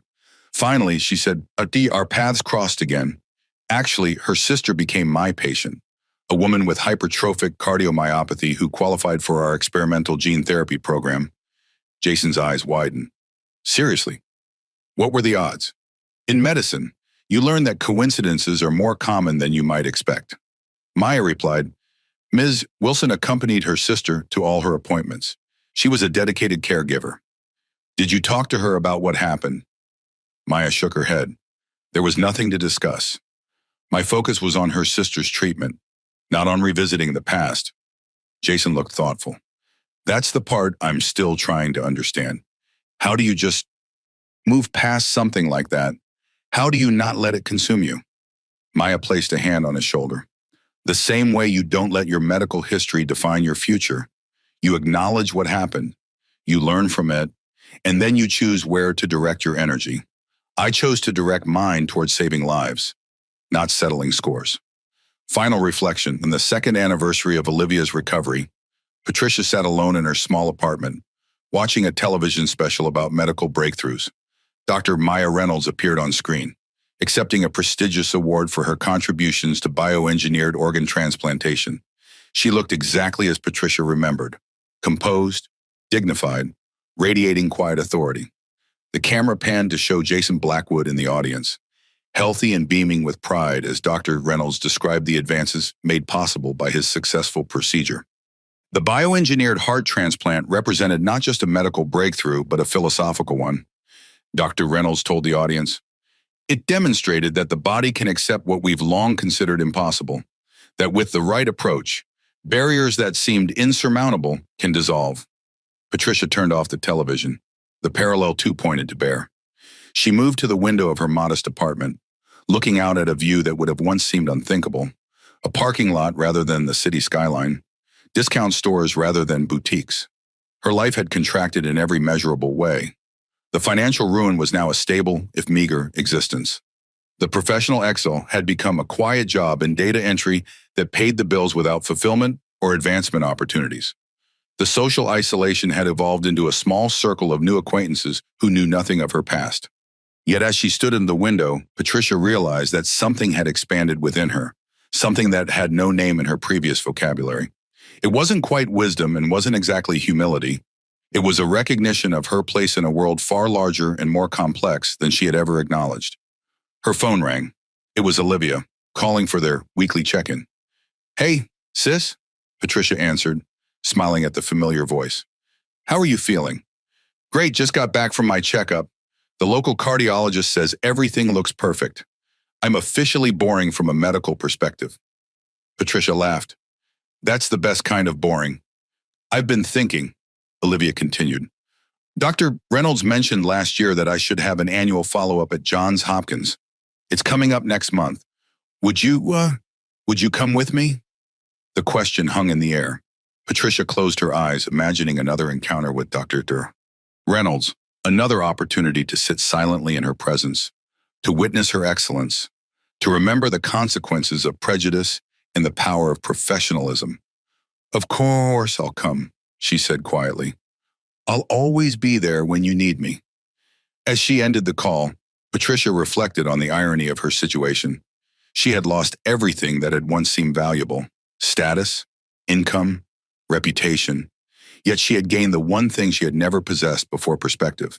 Dr. Reynolds had shown her what true dignity looked like, not the fragile prestige of a uniform or a job title, but the unshakable authority that came from competence, integrity, and purpose. She had demonstrated what it meant to place mission above ego, to separate personal feelings from professional obligations. These weren't lessons Patricia had sought to learn. They had been forced upon her through the most painful and public failure imaginable. But they were lessons she would carry forward, however humble her new path might be. As she prepared dinner that evening, a simple meal in a simple apartment, Patricia thought about Jason Blackwood, alive and thriving with his bioengineered heart. She thought about Olivia, teaching music again with renewed energy. She thought about all the patients who would benefit from Dr. Reynolds' continued innovations. Her own catastrophic fall had been just one thread in a much larger tapestry, a tapestry that included medical breakthroughs, lives saved, and systems transformed. Her humiliation had been a catalyst for change that extended far beyond her own small sphere. That knowledge didn't erase her regret or restore what she had lost, but it provided a context for her suffering, a meaning to the seemingly senseless destruction of her former life. Patricia Wilson would never again be a senior purser at Atlantic Airways. She would never again wield authority over others or enjoy the privileges of her former position. But she would continue to exist in a world made better by her downfall, a world where airlines confronted their biases, where Dr. Reynolds continued her life-saving work, and where Patricia herself had learned, too late but perhaps not in vain, to see beyond the superficial markers of worth to the true measure of a person's value. It was not redemption. It was not forgiveness. It was something more complex and ultimately more valuable: understanding. Call to action and conclusion. This story serves as a powerful reminder that prejudice is never a victimless act. Patricia Wilson's assumptions, born from bias she likely never questioned, set off a chain reaction that threatened a young man's life and ultimately destroyed her own. On the other hand, Dr. Maya Reynolds' response, her calm authority, decisive action, and profound professionalism showcases the incredible power of dignity in the face of intolerance. What we witness in this true account is how quickly judgment based on appearance can spiral into catastrophic consequences. Patricia's story isn't just about individual failure, but about the systems that enable bias to persist until confronted with overwhelming evidence of its harm. If this story of consequence and quiet resilience resonated with you, please like, subscribe, and share with others who need to hear this powerful message. Have you witnessed discrimination that went unchallenged, or experienced the power of maintaining dignity when others question your worth? Share your thoughts in the comments below.